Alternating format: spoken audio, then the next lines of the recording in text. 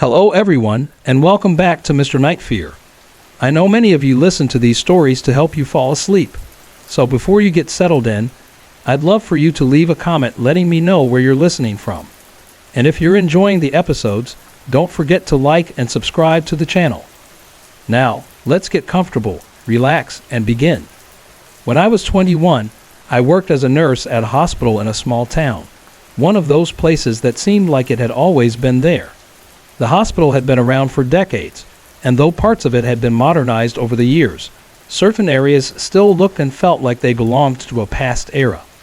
One of those places was the Old West Wing, a section of the hospital that hadn't seen a patient in years. It was mostly used for storage, but everyone knew it had a reputation. You didn't go there, especially not at night. The West Wing had a dark history among the staff. Rumors circulated about strange shadows, eerie footsteps echoing in the empty halls, and the sensation of being watched.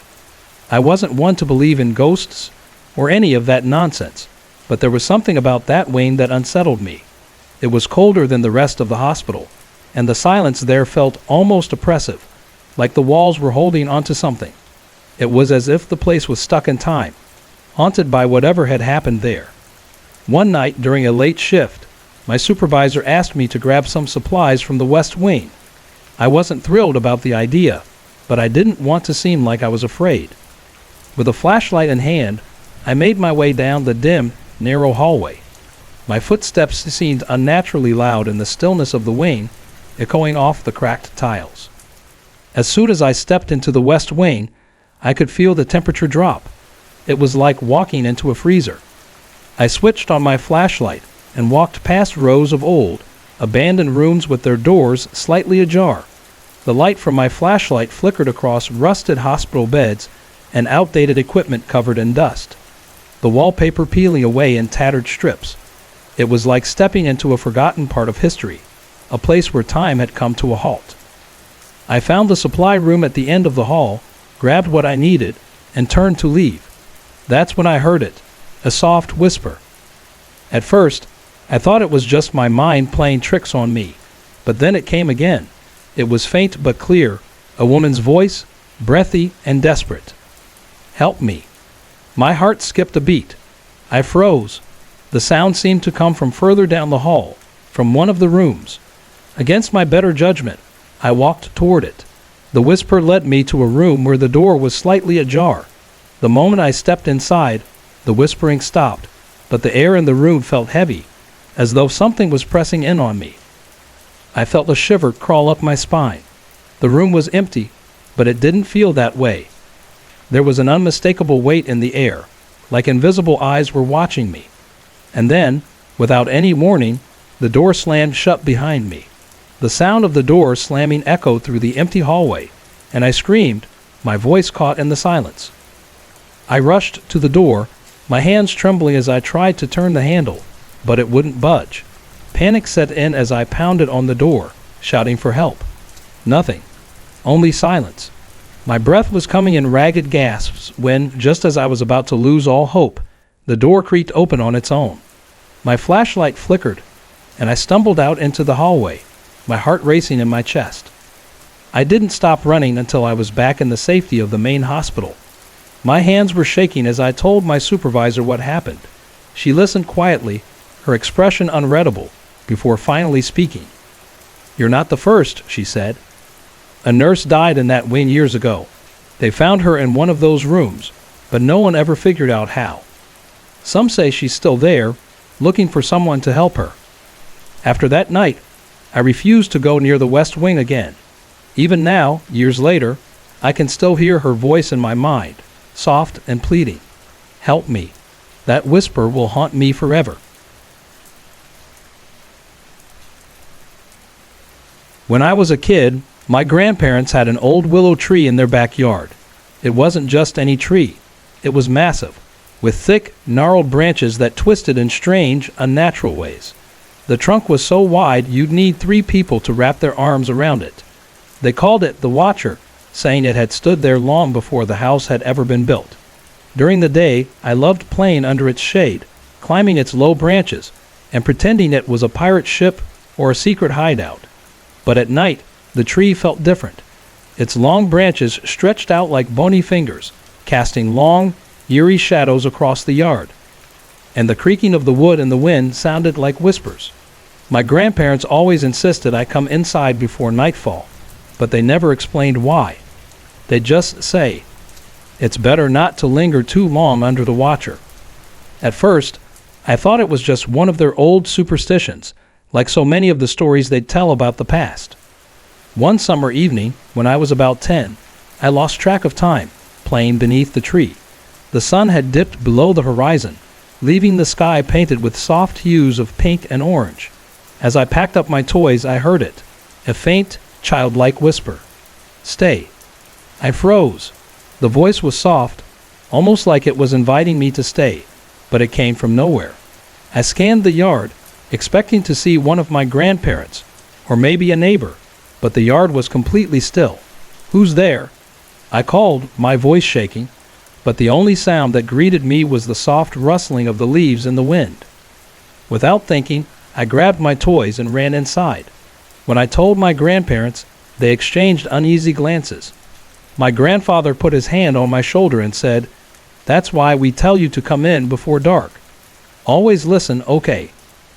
His tone was serious, and though he didn't say more, I could tell there was something he wasn't sharing. I promised to obey, though a part of me wanted to know more. Over the next few weeks, the tree began to feel different. During the day, I still played near it, but I started hearing faint whispers when I got too close. The voices were unintelligible, but their presence made me uneasy. At night, it was worse. I'd wake up to the sound of something tapping against my bedroom window. My room faced the backyard, and the willow tree stood just a few feet away. One night, the tapping woke me again. My heart raced as I slid out of bed and crept to the window. The yard was empty, and the tree's branches swayed gently in the night breeze. I was about to go back to bed when I heard it again, clearer and louder this time. "Come outside." The voice was unmistakable. It wasn't playful or kind. It was insistent, like a command. I stood there, frozen in place, staring at the tree, until the whispering stopped. The silence that followed felt like a weight pressing down on me, heavier than anything I'd ever felt. I didn't sleep that night. The next morning, I told my grandfather everything. He sighed deeply, his face pale, and he finally shared the truth. Years before we'd moved in, a young girl had gone missing. She had been last seen playing near the willow tree. They never found her, and her disappearance became the talk of the town. Some people believed her spirit lingered near the tree, reaching out to anyone who might help her, or anyone who might listen.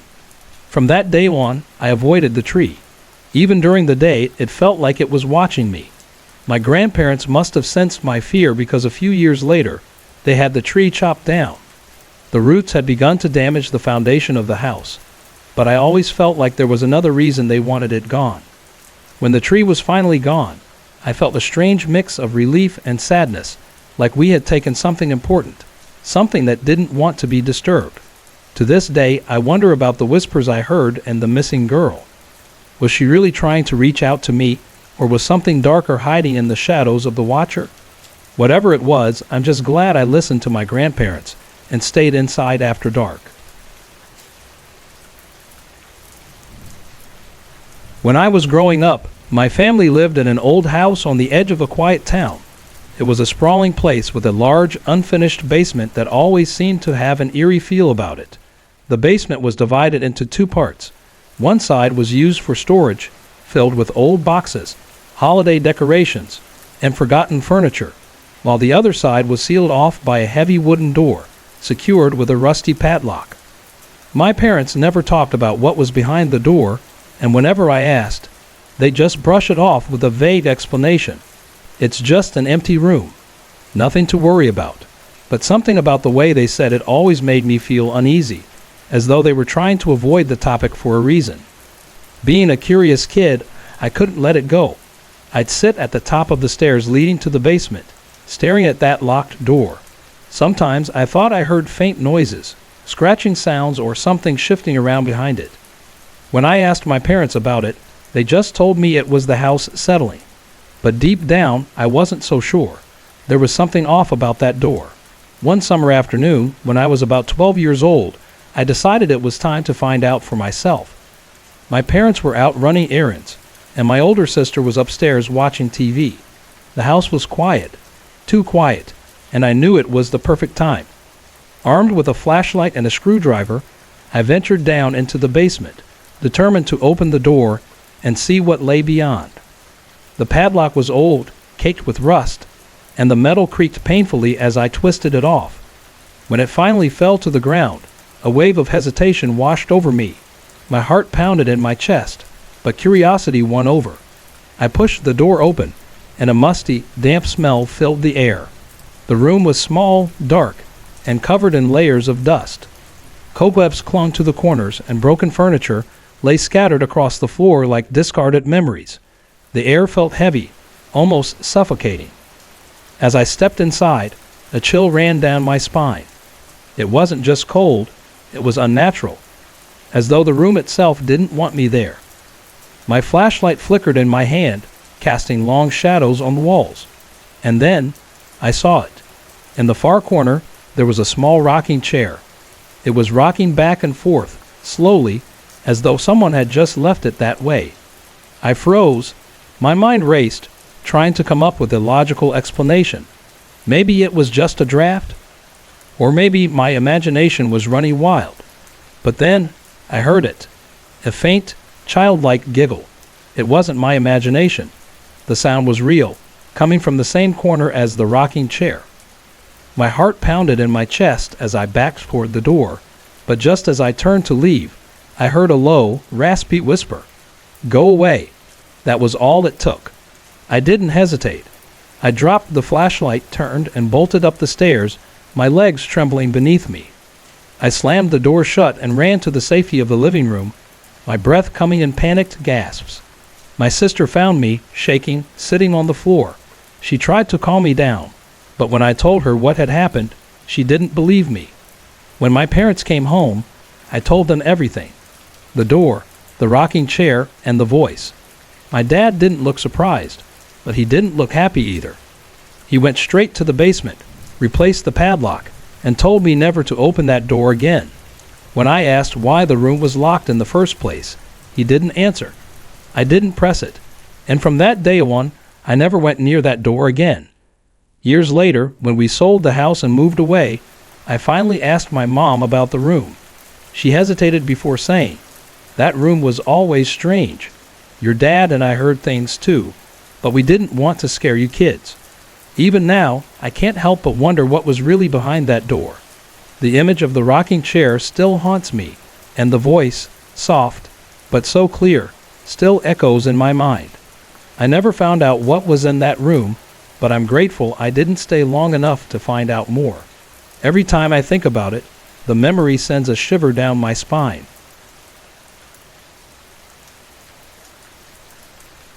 When I moved into my first apartment in a small town called Pine Lake, I was eager for a fresh start. It wasn't much, just a modest one-bedroom unit with a cramped kitchen and creaky wooden floors, but it felt like my own little corner of the world. The building was old, but it had character, and I was proud to call it home. There was only one thing that felt off, the bedroom window. It was large, offering a clear view of the alley below, but it was bolted shut. When I asked the landlord about it, he just shrugged, saying it was for safety. He didn't offer any further explanation, and I didn't press him on it. At first, I thought little of it. The apartment was cozy, and the rent was cheap, so I settled in without much concern. But after a few weeks, strange things started happening. At night, as I lay in bed, I would hear a faint tapping on the window. It was sporadic, a soft tap, tap, tap, like something lightly striking the glass. I told myself it was probably just a bird or debris caught in the wind, but it left me feeling uneasy all the same. One night, the tapping woke me from a restless sleep. The room was dim, lit only by the faint glow of the street lamp outside. The tapping was louder now, persistent and deliberate, as though someone, or something, was trying to get my attention. My heart raced as I stared at the window, the curtains drawn tight, and behind them, I could just make out the faint outline of a figure. I froze in place, too scared to move, until the tapping stopped. Slowly, I gathered the courage to check. But when I pulled back the curtains, the window was still bolted shut, and the alley below was completely empty. I convinced myself it was just my imagination, trying to shake off the feeling that something wasn't quite right. But the tapping continued. Almost every night it would return, always at the same time. One evening, desperate to prove it was nothing, I left the curtains open before bed. The window remained just a dark square in the night, but as the hours passed, I started noticing faint movement outside. It was subtle, like a shadow shifting just beyond my vision. At midnight, the tapping started again, louder than ever. My stomach turned as I saw it, a pale, ghostly face pressed against the glass. Its hollow eyes stared straight at me, its expression empty and unsettling. I couldn't look away, frozen in fear. Then, in a panic, I grabbed my phone and turned on the flashlight. The moment the light hit the window, the face vanished. The next day, I told the landlord what I had seen. He just waved it off, muttering something about the building being old and drafty. He suggested I keep the curtains closed at night and dismissed the rest of my concerns as nothing more than overactive imagination. I didn't last much longer in the apartment. The tapping grew more persistent, and the feeling of being watched never left me. Even after I moved out, I would sometimes wake up in my new place, convinced I could still hear that faint tapping, now coming from the walls. I still don't know who or what was behind that bolted window, but whatever it was, I'm glad I didn't stick around to find out.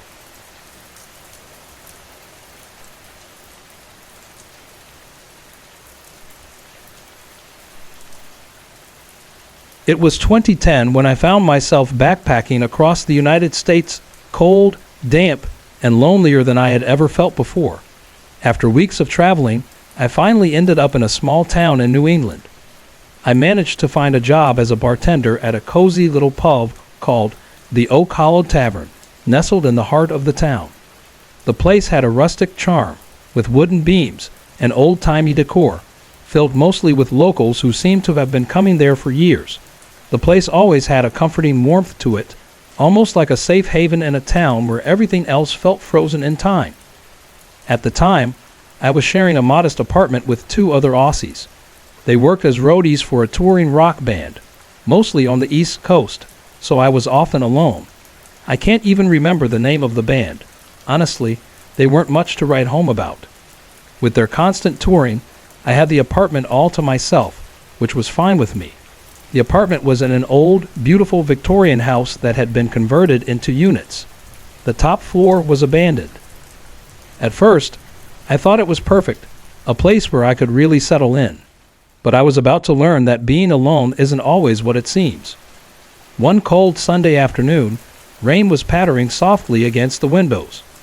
I was sitting in the living room of the apartment, reading The Girl with the Dragon Tattoo, a half-finished beer resting by my feet. The house was quiet, just the kind of peaceful silence that I had come to enjoy. Then I heard it. A soft creak of footsteps from upstairs, faint but distinct. It sounded like someone was coming up the old wooden stairs. My first thought was that maybe my roommates had returned early, but as I walked into the hallway, I realized that wasn't the case. Both of them were still on the road. So I did what anyone would do in that situation. I checked it out. I followed the sound of the footsteps, feeling a slight unease creep up my spine. And then, when I reached the bottom of the stairs, I saw her. A figure, ascending the stairs toward the empty top floor. She was wearing a wedding dress. I blinked, my heart suddenly racing in my chest. A wedding dress. Of all things, why would someone be wearing that in my apartment? I hurried up the stairs, trying to catch up, but by the time I reached the top, there was nothing. The hallway was completely still, empty as it had been when I had first walked through it. I stood there for a moment, trying to process what I had just seen. There was no way she could have disappeared that quickly. There was no logical explanation. It felt as if whoever, or whatever, had been there wasn't from this world. But I didn't tell my roommates when they got back. I didn't want them thinking I was losing it. Still, something had changed.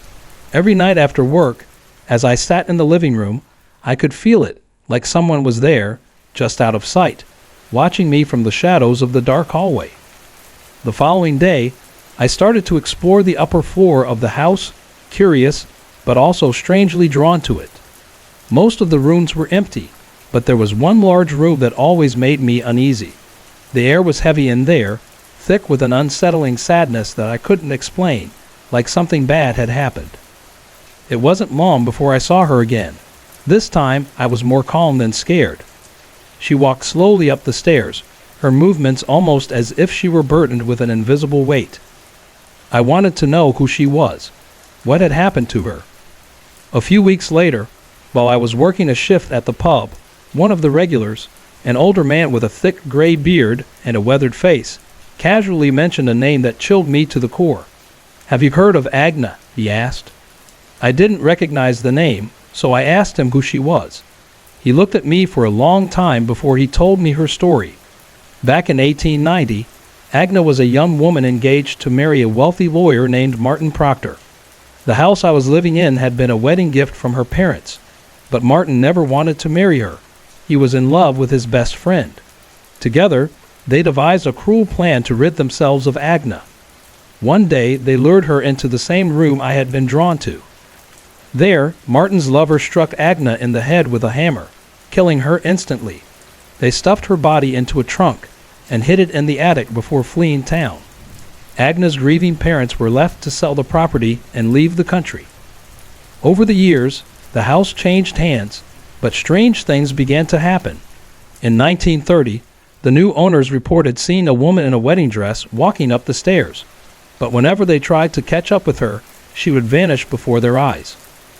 The trunk with Agna's body was never found, and people say her spirit still roams the house, wandering, trying to show someone where it's hidden. It all made sense now. The sadness, the coldness, the unease I felt. It was Agna, still trapped in the house, still trying to find peace. Maybe she was reaching out, hoping someone would uncover the truth and give her the peace she had never known.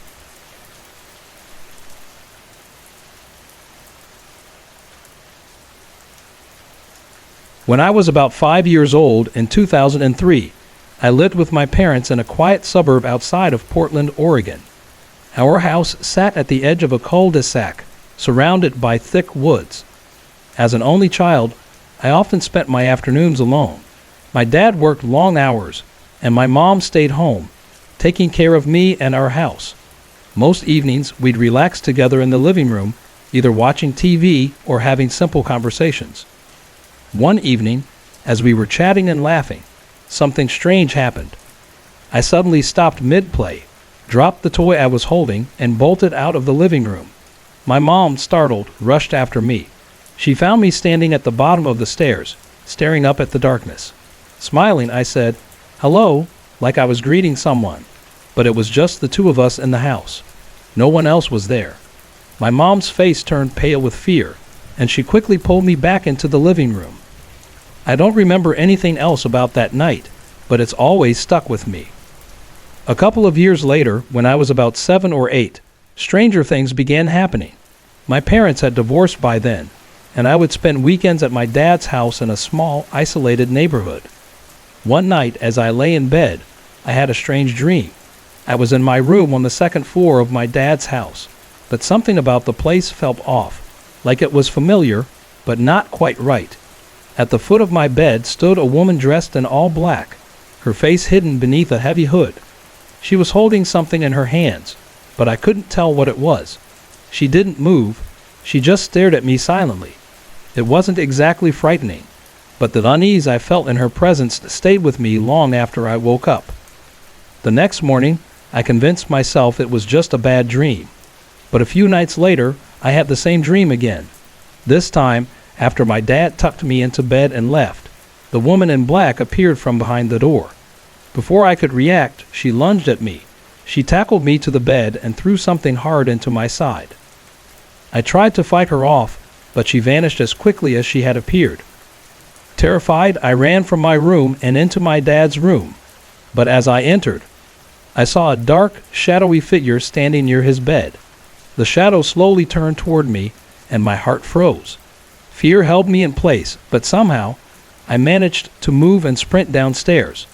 Even then, the feeling that something was following me wouldn't go away.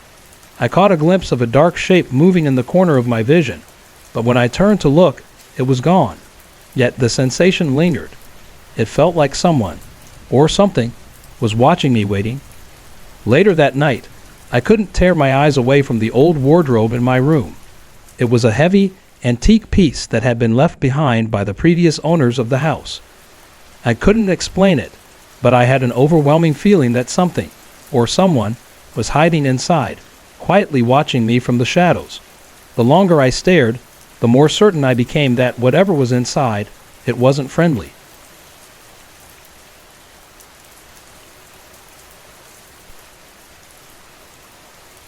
When I was about 10 years old, my family moved into an old farmhouse in a quiet rural town in the Midwest. It was beautiful, but it had a strange, unsettling feel to it. Creaky wooden floors and an attic that seemed to loom over the rest of the house like a dark, silent watchman. My parents adored the place, calling it full of character and perfect for us, but I couldn't shake the uneasy feeling that crawled over me whenever I was alone. The attic, in particular, made my skin crawl. It was accessed by a pull-down ladder, and my dad had turned part of it into a storage area.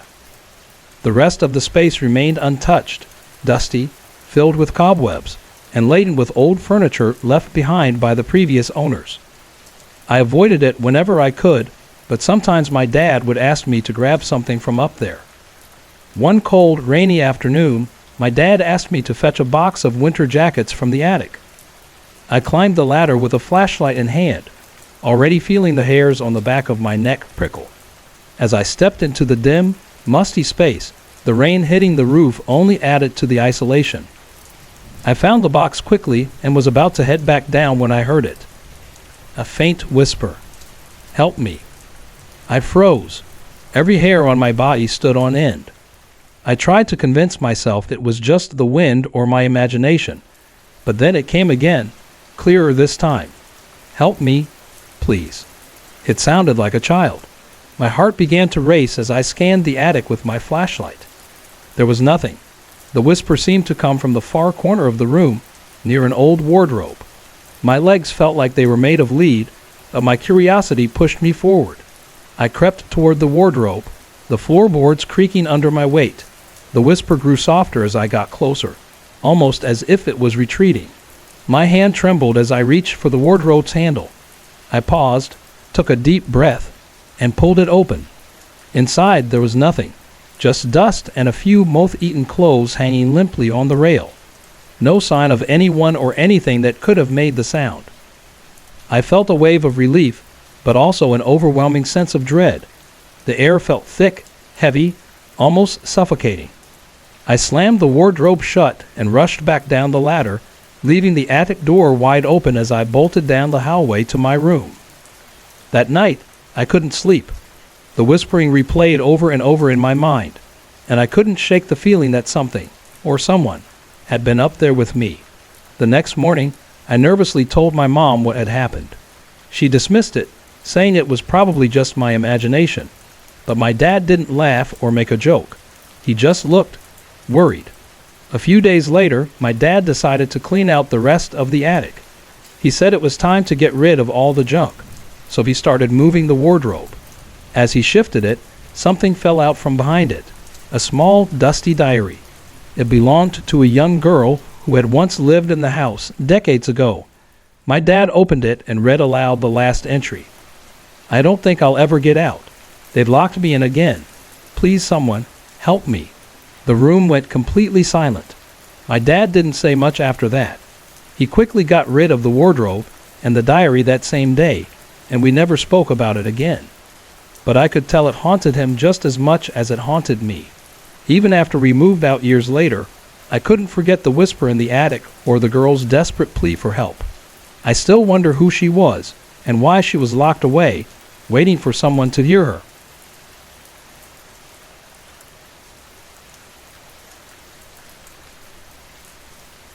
During my time in college, I rented a cheap apartment in an old building near campus. It wasn't much, but it was affordable and close enough to the university, making it the perfect choice for a broke student. The building had its quirks: flickering lights, creaky floorboards, and an elevator that only worked when it felt like it. But what really unsettled me about the place was the stairwell. The stairwell was narrow, dimly lit, and smelled faintly of mildew. The walls were a dull gray, and the concrete steps felt icy beneath my feet, especially in the winter. The sound of my footsteps would echo strangely, making even the softest sounds seem much louder than they actually were. And no matter what time of year it was, the stairwell always felt colder, as if it existed in its own frozen bubble, separated from the rest of the building. I often avoided it, relying on the unpredictable elevator instead. But when the elevator broke again, I had no choice. One night, after a long evening of studying at the library, I returned home to find the elevator out of service. With a sigh, I headed for the stairs. As I pushed open the heavy door to the stairwell, a familiar chill crept up my spine.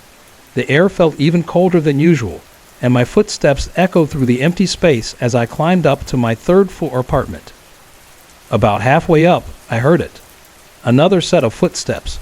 They were faint but distinct, coming from above me. I stopped, listening closely. The footsteps stopped too.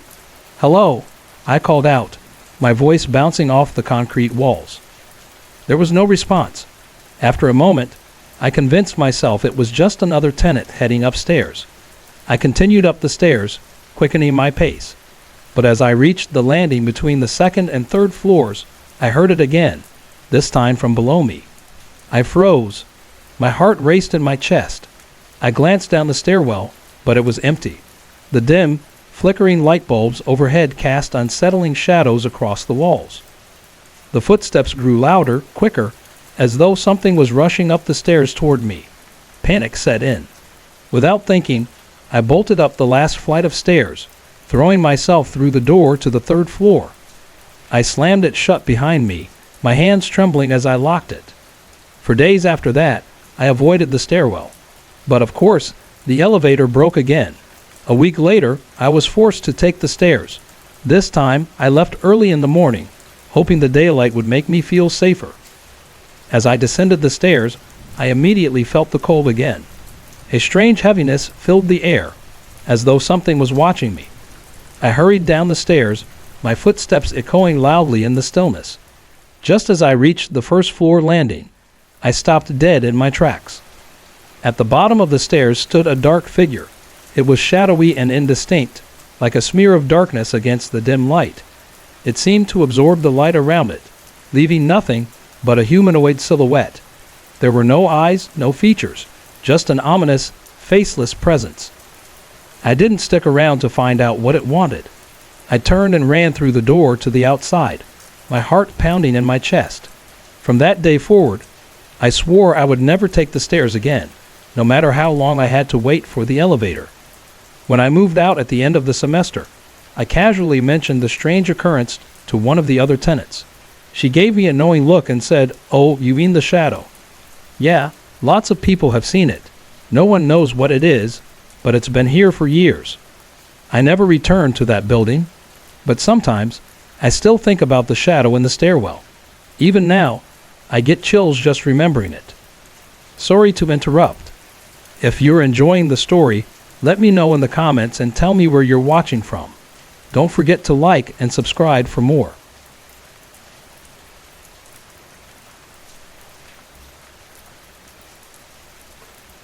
When I was a teenager, my family moved into an old house in the quiet town of Pine Lake. It was the kind of house that seemed to have a story behind every creak in the floorboards and every crack in the walls. One of the most striking features was a large, ornate mirror hanging in the living room. The frame was made of dark, weathered wood, intricately carved with swirling patterns of leaves and vines, making it seem both beautiful and ancient. My mom fell in love with it immediately and insisted we leave it exactly where it was, even though I couldn't shake the feeling that something wasn't quite right about it. From the very first day, I had an odd sensation about the mirror. Every time I passed by it, I felt a strange pull, like it was silently urging me to look into it. But every time I did, a deep sense of unease washed over me. My reflection seemed normal, but there was an underlying wrongness to it. something I couldn't quite put my finger on. It made my skin crawl every time. One evening, while I was sitting on the couch in the living room doing homework, I thought I saw something move in the mirror out of the corner of my eye. My stomach tightened. I quickly turned around to see if someone was behind me, but the room was empty. I tried to dismiss it as my imagination, but the feeling lingered in the air, like something was watching me from just beyond the glass. Over the next few weeks, those unsettling moments became more frequent. Sometimes I'd catch glimpses of faint shadows moving in the mirror that didn't quite match anything in the room. Other times, I swore my reflection lingered a second too long when I walked away, as though it was reluctant to let me go. I turned quickly, but everything would be normal, except for the dread creeping up my spine. Then, one night, everything changed. I was home alone, watching TV in the living room, when the power suddenly went out. The house plunged into darkness, and the only light came from the dim glow of a streetlight outside, barely filtering through the curtains. As I fumbled to find my phone and turn on its flashlight, I heard it, a soft tapping sound, like fingernails gently rapping on glass. I froze. My eyes darted to the mirror, and what I saw made my heart stop. In the faint light, my reflection was there, but it wasn't moving.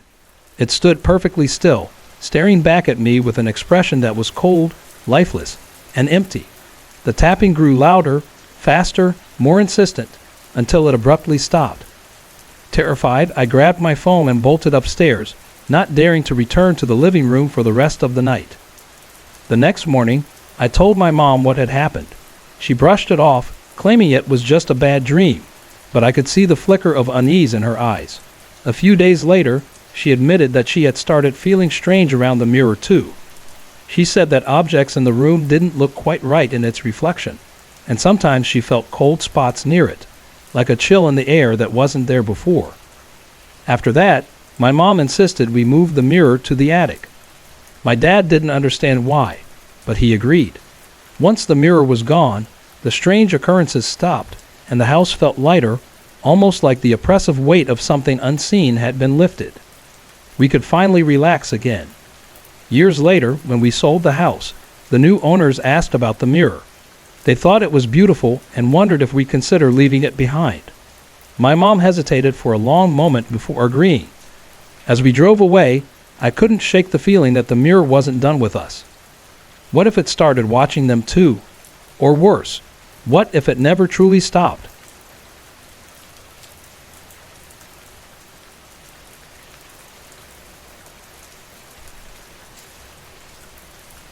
When I was 23, I decided to spend a few nights at an old mansion-turned-guest house nestled deep in the woods of Pine Lake, a small town that barely appeared on any map.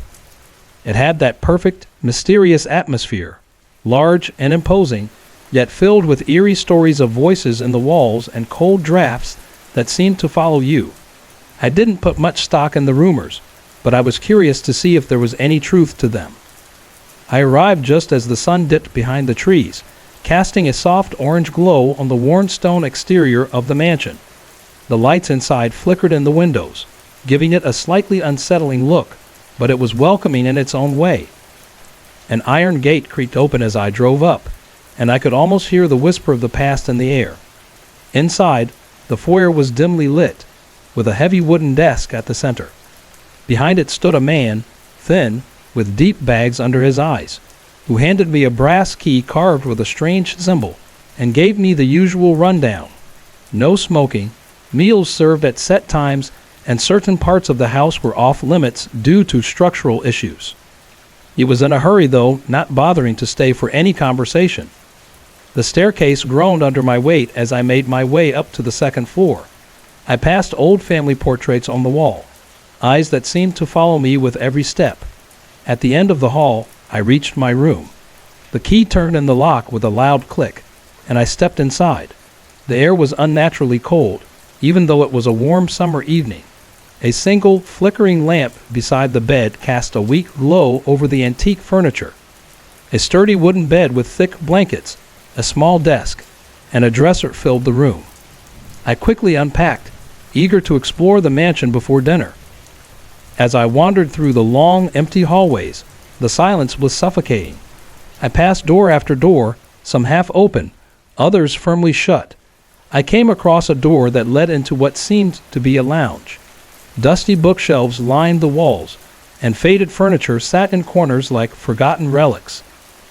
A musty smell lingered in the air, and on a small coffee table, yellowed letters lay untouched. Curiosity tugged at me, but I decided to ask the manager about them later. Just as I turned to leave, I heard it. A soft creak, barely audible. I spun around, expecting to see someone, but the room was empty. The air seemed to thicken, pressing down on me. And then, just as I stepped into the hallway, I heard it again, a faint whisper, no louder than a breath. "Don't go there." My heart raced, and I hurried back down the hall, the whisper echoing in my mind like a warning I couldn't ignore. Dinner was served in a grand dining room, where a few other guests sat in silence. The heavy wood beams above seemed to groan in the quiet, and the air felt thick, as though the mansion itself was holding its breath. One woman, middle-aged and wearing a deep green dress, glanced at me knowingly when I mentioned the rumors about the place but said nothing more. By the time the meal ended, there was a sense of unease in the room, and everyone retired early. Not a word exchanged. Back in my room, I tried to focus on my work, but the events of the day kept gnawing at me. The whisper, the heavy feeling in the lounge. It all felt like a bad omen. I must have dozed off at some point, because I was jolted awake by a soft scratching sound. At first, it was so faint that I thought it was just the house settling, but then it grew louder, more distinct, like nails dragging across wood. My breath caught in my throat when I realized the sound was coming from inside the room. I turned to the desk, where the papers I had left earlier were now moving, shifting as if blown by a breeze, but the window was shut tight. Then the whisper returned, closer this time, and unmistakably clear, "Leave." It was slow, deliberate, like it was taunting me. I jumped up, my heart pounding, scanning the room. But there was nothing. The lamp flickered, casting shadows on the walls before it steadied again. A cold chill filled the air, one so deep it cut through my skin. Grabbing my phone, I shone its flashlight around the room, but the scratching had stopped, and the papers were still. With every ounce of courage I had, I approached the door. As my hand gripped the cold doorknob, a laugh, soft and eerie, echoed from somewhere deep within the house. It wasn't a laugh of joy, but of something darker, like a mocking sound. I opened the door and stepped into the hallway, the weight of the darkness pressing on me. The hallway was empty, but at the far end, I saw it, a shadow, darker than the dim light around it, standing still and watching. I couldn't make out its shape, but the presence was undeniable, oppressive, like it was waiting for me to move closer.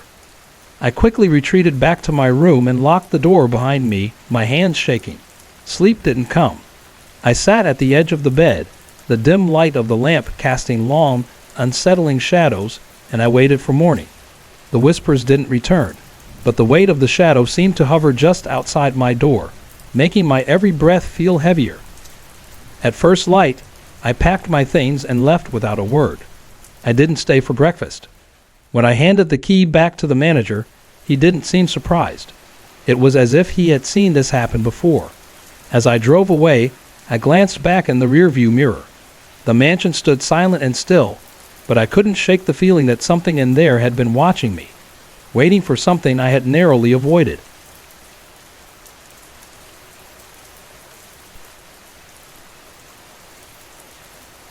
When I was about 3 years old, I was the only child in my family until I turned 11. Growing up in a small town near the edge of the woods, I never minded being alone. The old house we lived in had its quirks, but I didn't mind. I would often spend hours playing on the small landing outside my bedroom. My mom would sometimes catch me talking to someone, though it didn't seem like I was talking to myself. At first, she thought it was just a child's imagination, but something about it felt off. Even as a toddler, I would say things that didn't quite fit for someone my age, like I was answering questions from someone else. As my vocabulary grew, I started saying things like, "I'm going to talk to the lady on the landing now." Then I'd head upstairs, stand by the wall, and have what seemed like full conversations. I always referred to her as the lady on the landing. In my mind, she felt like a teacher. I imagined she had once worked or lived in the house. I talked to her every day and felt mostly comforted, though there was a faint sense of unease about her. She was kind but carried a strict, almost intimidating presence, like someone who expected good behavior. Over time, I stopped mentioning her, and those memories faded until I was about 6 years old. That's when my feelings about the stairs changed completely. I couldn't walk down them without pressing my back against the wall, as if something was lurking behind me. The sensation was strongest near the bathroom, which was right next to the stairs. It felt like there were unseen eyes watching me from the top of the landing. Oddly enough, the hallway light on the landing never worked. We replaced the bulb countless times, but it always stayed dark. Even after an electrician came to check it, nothing ever changed. The darkness in that space seemed permanent. When I was 8, my grandfather became very ill with lung cancer and was hospitalized. Around the same time, my dad contracted a severe case of salmonella. He stayed home to recover, but my mom and I shared her bed so he could rest in my room without disturbing anyone else. The first night I slept in my mom's room, I woke up suddenly at exactly 3:32 a.m. I felt a bone-deep chill, like nothing I'd ever experienced before. It wasn't just the cold, it was the overwhelming sensation of something standing on the landing outside the bedroom door. I stayed very still listening. Then I heard it, deep, labored breathing. It was slow and heavy, and I couldn't tell where it was coming from. It didn't sound like my dad. I stared at the bedroom door, and that's when I saw it, a dark figure in the doorway. At first, I thought it might be my mom's dressing gown hanging on the door, but as I looked closer, I realized it was moving. The figure wasn't touching the floor. It hovered slightly, swaying as though it were alive. My heart pounded as I froze, unsure of what to do. I finally pulled the blanket over my head, hoping it would go away. It didn't. I felt the presence enter the room. It moved around the bed slowly, deliberately. Then I felt it, something heavy sitting at the foot of my legs. It was real, and I couldn't push it away. No matter how much I tried, my body wouldn't respond. After what felt like forever, the weight lifted, but I sensed the figure standing right by my head, as if it were staring down at me. Terrified, I kicked my mom in the back, waking her up. Before I could say anything, she whispered, "Is there someone in the room?" She must have felt my heart pounding. It was shaking the bed. Neither of us dared to move or check. We just lay there, frozen. I peeped at the doorway again. The figure was still there. Its eyes, bright orange and glowing, stared directly at me. It had no other features, just those eyes and a massive, shadowy form that seemed taller than the doorframe. For the next 6 or 7 weeks, the same thing happened every Monday at the exact same time. Once, it appeared in my own room, but I was too scared to look. I hid under the cupboards, trembling, and prayed for it to go away. The house always had strange occurrences, though. Nearly every family member and friend who visited had their own unsettling experiences. Some heard crying upstairs and thought it was my mom, but when they checked, the house was empty. One night, while my dad and I were out, my mom heard footsteps on the landing. She locked herself in the bathroom, thinking there was a burglar, but when my dad came home, he found nothing. Another time, I was sitting on my bed when I heard the bathroom light switch on. The cord for the light was swinging, hitting the wall, and I heard the sound of shuffling feet, like someone dragging their feet across the floor. I screamed for my mom, and she ran up with a fire poker. She'd heard it too. Eventually, we moved out. The strange events and constant feeling of unease became too much for my mom and me. For the first time in years, I felt a sense of peace. I no longer felt like I had to constantly look over my shoulder. But recently that peace has been fading. As a university student, I often stay up late while everyone else is asleep. On some nights, the TV downstairs turns on by itself. The screen glows, but no sound comes from it, and when I check, it silently shuts off. It only ever happens when I'm alone upstairs. The lights have started acting strangely too. If I turn on the kitchen, hallway, or landing lights when I'm home alone, the fuse blows. It's never happened to anyone else in the house, only me. The most disturbing thing happened just a few nights ago. I was sitting on the front step, smoking, when I suddenly felt a wave of dread. It hit me so hard I couldn't breathe. My chest tightened, and my mind was filled with terrible, fleeting images, things I couldn't fully understand or describe. The feeling was so intense that I vomited, but when it passed, I couldn't remember any of the thoughts or images. Later that evening, my younger brother came into my room with a deck of cards I'd never seen before. He's always practicing card tricks, but this time felt different. He asked me to pick one and choose between top or bottom. I chose top. He read the words on the card: "You're in danger, excess and solitude."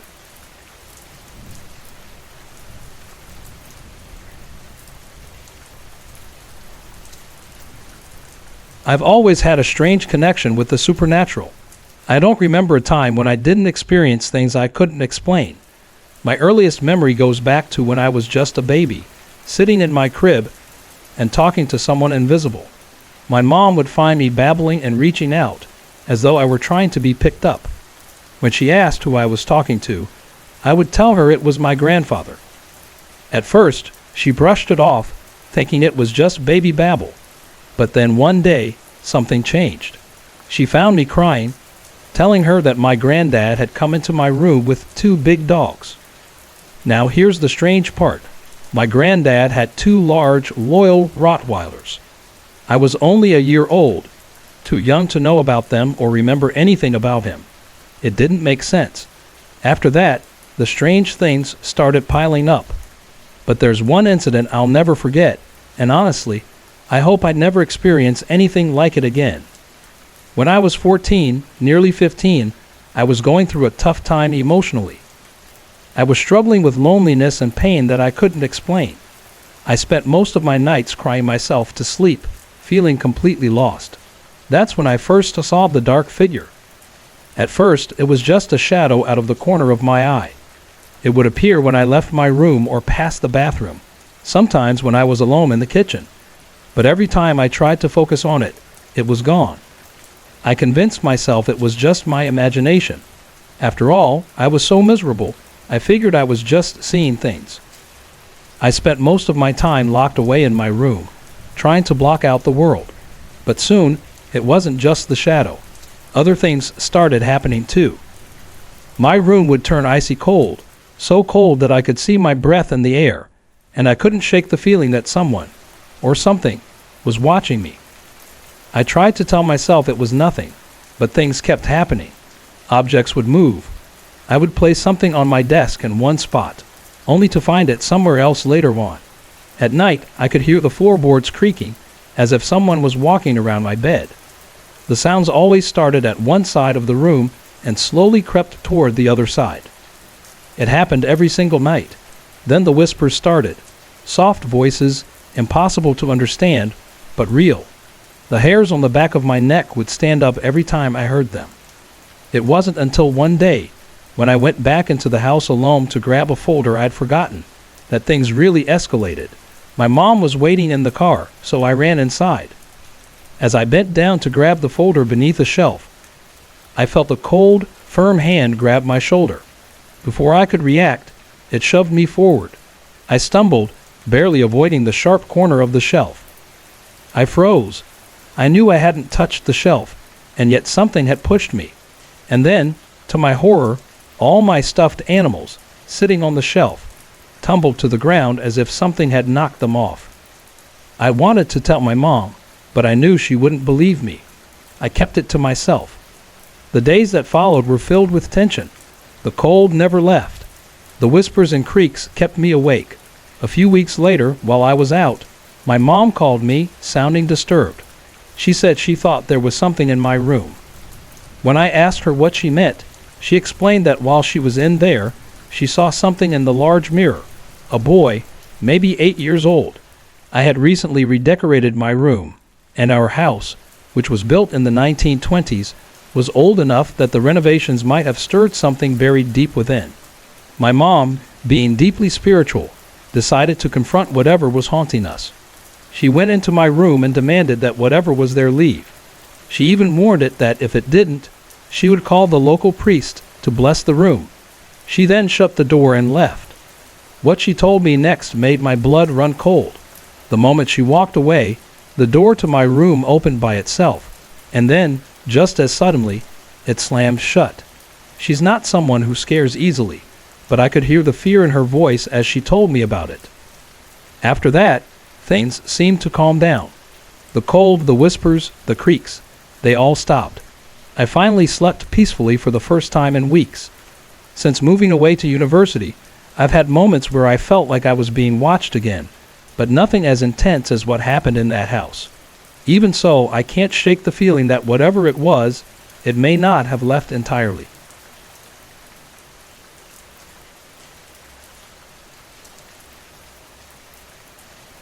"57 years ago, in the quiet countryside of Pine Hollow, Oregon, my mother, Emma, went on a trip with her 5-year-old sister, Sarah. They were visiting the Laddle Estate, a family property that had been passed down through generations. Even today, we continue to take care of it. In 1962, Emma was 14 years old, and this particular visit became unforgettable. They stayed in my great-aunt's cottage, a small rustic farmhouse tucked away near the woods. The cottage had a combined living room and kitchen area, which they called the parlor, and 2 bedrooms at opposite ends. Emma's aunt and uncle, Maggie and Tim, lived there year-round, using one of the rooms. The other room, left unused for most of the year, was where Emma and Sarah slept during their stay. Emma and Sarah's mother, Maureen, had left them in Maggie and Tim's care while she visited family elsewhere in the state. The girls shared the spare room, which had an old-fashioned pull-out couch, a bed settee as they called it, that unfolded into a bed. The room was plain, with faded wallpaper and a musty, damp smell Emma would later describe as stale, like the house had been waiting for us to come back. The room was also filled with odd knickknacks and porcelain dolls that Maggie loved but Emma found unsettling. One peculiar detail of the room was its pillows. They were stuffed with old newspapers, a common practice back in the day when money was tight.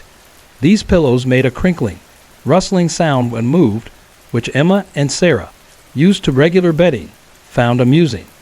The strange event happened late one night. Around 9 or 10 p.m. Emma and Sarah were lying on the bed settee, talking and giggling softly. They tried to keep their voices down so they wouldn't get in trouble with Maggie, who was strict about bedtime. Suddenly, they heard the creak of the bedroom door opening. Instantly, they froze, shutting their eyes and pretending to be asleep. Then they heard the sound of heavy boots stepping onto the wooden floor. The footsteps grew louder, moving closer to the bed. Emma held her breath as the sound stopped right beside her. She felt a strange, intense sensation of being watched. Then, she heard the newspaper-stuffed pillow rustle and felt it sink, as though someone was leaning on it. It was as if whoever, or whatever it was, leaned over her to look at Sarah, who was sleeping against the wall on the other side of the bed. The pressure on the pillow stayed for a moment before suddenly lifting. The heavy footsteps retreated, moving back toward the door. Then the door creaked shut, and the house went silent once again. The next morning, Emma casually asked Maggie if she had come into their room during the night. Maggie frowned and replied, "Ah, you're both dreaming." Tim and I were asleep the whole night. We didn't get up at all. Tim confirmed this too. Neither of them had left their room. So, who, or what, had entered their bedroom? Was it Maggie, perhaps playing a joke? That didn't seem likely. Maggie wasn't the type to pull pranks. Could she have forgotten and wandered into the room without realizing? Maybe. Or perhaps it was something else entirely. The Laddle Estate had a long history, and its cottages had stood for generations.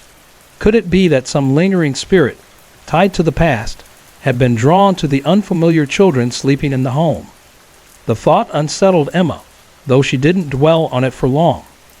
Years later, in 2006, I visited the same cottage. It had been renovated over time, with several additions to the original structure. The room where the strange event had happened had been redecorated and was now occupied by Maggie and Tim's daughter, Andrea, and her family. Andrea soon began experiencing odd things in the room. She often felt a sudden chill, as if it were a frosty winter morning, even during the heat of August. No matter how much the room had been updated and lived in, it still carried that same musty, unlived in smell. I know this because I felt it myself when I stayed there. Andrea, unaware of the room's strange history, never asked about it. Perhaps it was better that way. Some stories are best left untold.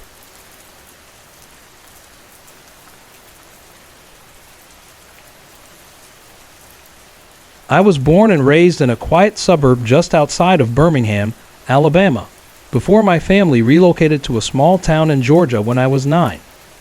Our house in Birmingham had been a modest 2-story in a peaceful neighborhood, where the air was always thick with the sweet scent of honeysuckle and the sound of children playing in the streets. My parents, my older brother, and sister all lived there together, and it was a good place to grow up. When I was 19, I moved back to Birmingham, this time with my 2.5-year-old daughter. I had left Georgia to attend college, pursuing a degree in counseling. Since we no longer owned our old home, I rented a small 2-bedroom house in a quiet neighborhood, not far from where I had spent my childhood. The house seemed perfect for us, a cozy space with a spacious living room, bright bedrooms, and beautiful views from the upstairs windows. It felt like a fresh start for both of us. The first night in the new house was uneventful. My daughter adjusted quickly to her new surroundings, and after a peaceful evening of dinner and takeout, we both settled in. The next morning, I followed my usual routine, getting my daughter dressed, preparing her breakfast, and dropping her off at my aunt's house. My aunt had always helped care for her when I was in school, and it gave me peace of mind knowing she was in good hands while I studied. After dropping her off, I returned home, turned the heating to a comfortable 68 degrees. It was a chilly morning, grabbed my books, and locked the door behind me before heading to class. I picked my daughter up later in the afternoon, and we returned home around 5 p.m. As I parked, something caught my attention. I glanced up at the upstairs window and noticed the curtains were swaying gently. It seemed odd to me since the house had double-paned windows, which should have prevented any drafts. I had only opened the bathroom window that morning, so I chalked it up to some kind of breeze sneaking in. When we stepped inside, the air hit me, a sharp, unsettling cold. It felt far colder than it should have been, considering the heating was set to 68. I checked the thermostat, only to see it had mysteriously switched off. It didn't make sense. The system had been working fine earlier, and it certainly hadn't been too hot in the house.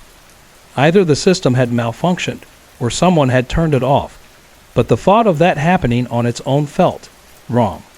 After a while, the cold lifted, and we sat down for dinner. I put my daughter to bed afterward, and she fell asleep as easily as ever. I went back downstairs to work on an essay. About an hour later, my quiet evening was shattered by the sound of my daughter screaming. I rushed upstairs, panicked, thinking she had fallen or was having a nightmare. When I opened the door to her room, she was standing at the foot of her bed, her arms reaching out to me, her face twisted in fear. It wasn't the usual distress from a bad dream. This was something deeper, something truly terrifying. Through her tears, she pointed toward the far corner of the room. I turned to look, but all I saw was the usual, her dresser, a small trash can. I asked her what she was pointing at, and her voice trembled as she said, "Man." I froze for a moment. The idea of it was absurd. It had to be her imagination, right? But she was still too terrified to stay in her room, so I brought her downstairs. She ended up falling asleep on the couch, and I tried to distract myself with some light comedy on TV while working on my essay. In no time, she was sound asleep, and I must have drifted off too. When I woke, I was hit by an overwhelming smell of whiskey. It was so strong, it felt as though someone had spilled an entire bottle all over the carpet. It was nauseating, sickening, even. But just as quickly as it appeared, the smell vanished. I don't drink whiskey, and there was none in the house. It was bizarre, and for the first time, a chill of unease crept up my spine. I tried to shake it off, but something kept nagging at me. I remembered an idea I'd seen on a paranormal TV show: draw circles around objects and see if anything moves. So I grabbed 5 coins and placed them on a sheet of paper, carefully tracing around each one. I left the paper on the dining table, turned out the lights, and took my daughter to bed with me. We both fell asleep. The next day, my daughter didn't recall anything from the night before, but I couldn't stop thinking about the whiskey smell. That afternoon, after picking her up from my aunt's, we returned home. She sat in her stroller in the hallway, and I went into the dining room to tidy up. That's when I saw it. The coins had moved. Some of them had shifted slightly, but others had been moved far out of the circles I'd drawn. My heart pounded as I stared at the paper. There was no way my daughter could have done it. She had been sitting in the hallway the entire time. My mind raced with the implications. There was no explanation for what I had seen. I grabbed my daughter, and without a second thought, I left the house. We didn't return until much later that evening. From that moment on, I couldn't shake the feeling that something wasn't right in that house. No matter how hard I tried to ignore it, the unease never left. And I knew we were not alone. Hey everyone! I put a lot of effort and heart into creating these videos just for you. If you're enjoying the content, I'd love to hear from you. Drop a quick comment below and let me know where you're watching from and what time it is for you right now. Your support means the world to me, and it keeps me motivated to bring more awesome videos your way.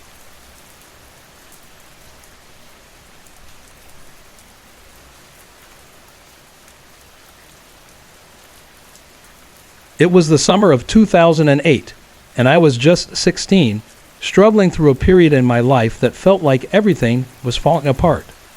My emotions were all over the place, and during that time, something dark attached itself to me, a demon. At first, I thought it was just my own mind playing tricks, but it didn't take long before it started tormenting me relentlessly. It whispered horrible things in my head, clawed at me in my dreams, and made each day feel like a battle. I began to feel like it was controlling my every thought and action, and I didn't know how to escape. One night, everything changed. I met a woman who, in an unlikely twist, was an exorcist. At first, I was skeptical. After all, I believed I had to face my torment on my own. But as time passed, I found myself growing closer to her. She became my anchor, helping me fight back against the demon's hold. The struggle was long and painful, but eventually, it was banished. For a while, I believed I was free, but the memories of that time, they still haunt me to this day. Fast forward to 2011. I moved into a new house with my girlfriend in a small town called Pine Lake. Everything seemed perfect at first, until my mom took a few photos of the house, and we saw something chilling. Two orbs appeared in every shot. They were always together, never apart. After she returned home, she noticed two strange scratches on her foot, identical to each other. Around the same time, I had a nightmare about the house. A dark, hooded figure with glowing orange eyes and a stitched mouth crawled across the ceiling. Its shrill scream still echoes in my mind, and I can't shake the feeling that whatever it was, it might harm my family. My girlfriend has already been scratched once. My experiences with the supernatural didn't stop there. I've had encounters all my life. One of the earliest memories I have as a child is of seeing a tall, dark figure walking toward me in my mom's old house. This wasn't any ordinary house, though. It used to be an old slaughterhouse from the late 1800s, and there was something unsettling about it. The figure would often walk between our house and the two neighboring ones. My mom eventually called in a psychic to banish whatever dark presence lingered there. As I got older, strange things only seemed to intensify. Though I don't want to relive all the worst moments, I've always had the feeling that something is following me. 6 years ago, after my son was born, we moved into a brand new bungalow in a quiet neighborhood. We were the first to live there, and for a while, everything seemed normal. But after about 6 months, strange things started to happen. Doors would slam shut, only to open again. My son's toys would play music on their own in the dead of night. And then, every evening, I'd hear it, a heavy step followed by a dragging sound, like someone with an injured leg, walking from the hallway to the bathroom. Step drag, step drag. It would stop, and then start again hours later. One night, while sitting in the living room, I saw it. A large black figure moving slowly across the room. It climbed up the wall and vanished into the ceiling. After my fiancé moved in, things escalated. Our son's bedroom became the epicenter of the activity. The room would fill with smoke, and we'd smell something burning, but no one could find the source. Despite multiple inspections, we couldn't figure out what was causing it. In the end, we decided to move out. But whatever was in that house didn't leave us. A few months ago, after dropping my son off at school, I came home to find the downstairs area filled with a thick, smoky mist. That same burning smell was there, and that's when I knew it had followed us. Since then, things have only gotten worse. We hear loud bangs throughout the house, and the sitting room door opens on its own, even when it's locked. The handle rattles like someone is trying to get in, but no one's there. My son, now sharing a room with his younger sister, often wakes up screaming. He says someone bangs on his window at night, and whispers fill the room, words he can't understand.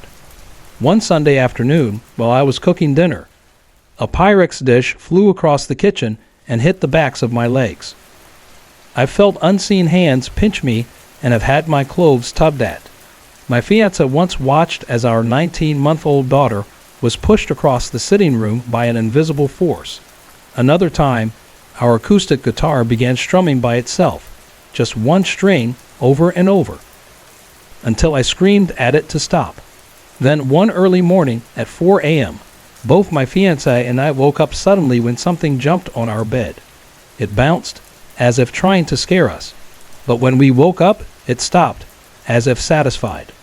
My son often hears his name being called in the middle of the night, just like I did when I was his age. In desperation, I reached out to a local spiritualist church for help. A man there suggested I confront the entity. He believed it was a low-level spirit feeding off the negative emotions in our household, especially with the stress of wanting to leave our current home and my fiancé's job uncertainty. The more fear and anxiety we feel, the stronger it gets. But when I asked him to come to our house, he refused. He told me I needed to handle it myself. He advised me to wait until my kids aren't home, light a circle of candles, and ask my spiritual guide for protection. Then I'm supposed to confront the entity, ask it what it wants, and demand it leave. But honestly, I'm terrified of what might happen next.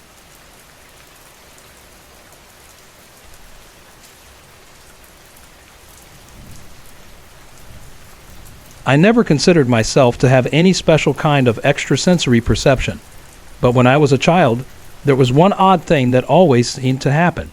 It was the sound of two women having a conversation about quilting. The voices were so clear, like they were right there in our backyard, just beyond the garden gate. Their chatter was calm and vivid, the kind you'd expect to hear if you stumbled upon two neighbors gossiping over a cup of tea. I remember mentioning it to my mother one day, hoping she'd be just as intrigued. But instead of curiosity, I saw something shift in her expression, a flicker of fear, maybe even a kind of worry. She dismissed it quickly. "No, you didn't, honey," she said, her tone firm, almost protective, as though she were trying to shield me from something. After that, I didn't dare bring it up again. But the conversations didn't stop. Over the years, I would still hear them from time to time. It continued until we moved away from the old house when I was about 11. The only other time I spoke about it was with a friend one summer afternoon. As I ran across the lawn, I heard the voices as clearly as ever, so much so that I stopped in my tracks, stunned. I called my friend over and asked if she could hear them too. She just stared at me, confused, and shook her head. No one else could hear what I heard. I felt foolish, so I never asked anyone again. As an adult, I've had two distinct experiences I can't explain, one of them taking place in the fall of 1994, in a quiet town near the New England coast. Although it sounds like something straight out of a ghost story, I swear it's true.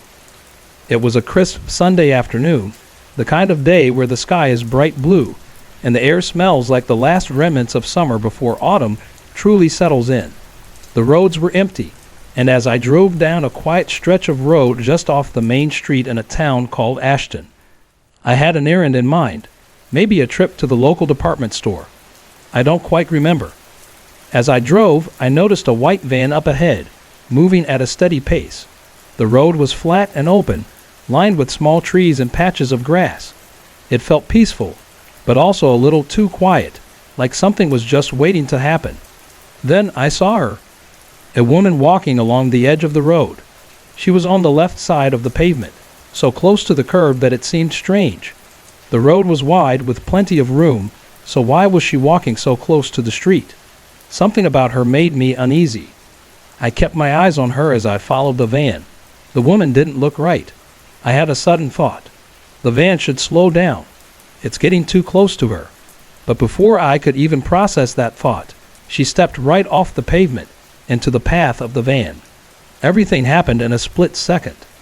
I slammed my foot on the brakes, the tires screeching, heart racing. There was no way she could have survived that. I braced myself for the sound of impact, my eyes glued to the scene in front of me. I looked to my rearview mirror. There was no one behind me. I sat frozen, waiting for the van to stop, or for some sign of the woman. But nothing happened. The van just kept driving, as though nothing had occurred. There was no thud, no screeching of brakes, no sign of the woman anywhere. She wasn't on the road. She wasn't even on the sidewalk. She had vanished, as if she had never been there at all. I sat in my car, the engine still idling, staring at the empty road ahead. My mind raced, trying to make sense of what I'd just seen. I could still see her, so real, so vivid, but then she was gone, just like that. I don't have an explanation. I don't think I'll ever have one. And even now, whenever I drive down quiet roads, especially on foggy mornings, I still wonder what happened that day. I can't shake the feeling that there's more to it than I'll ever understand.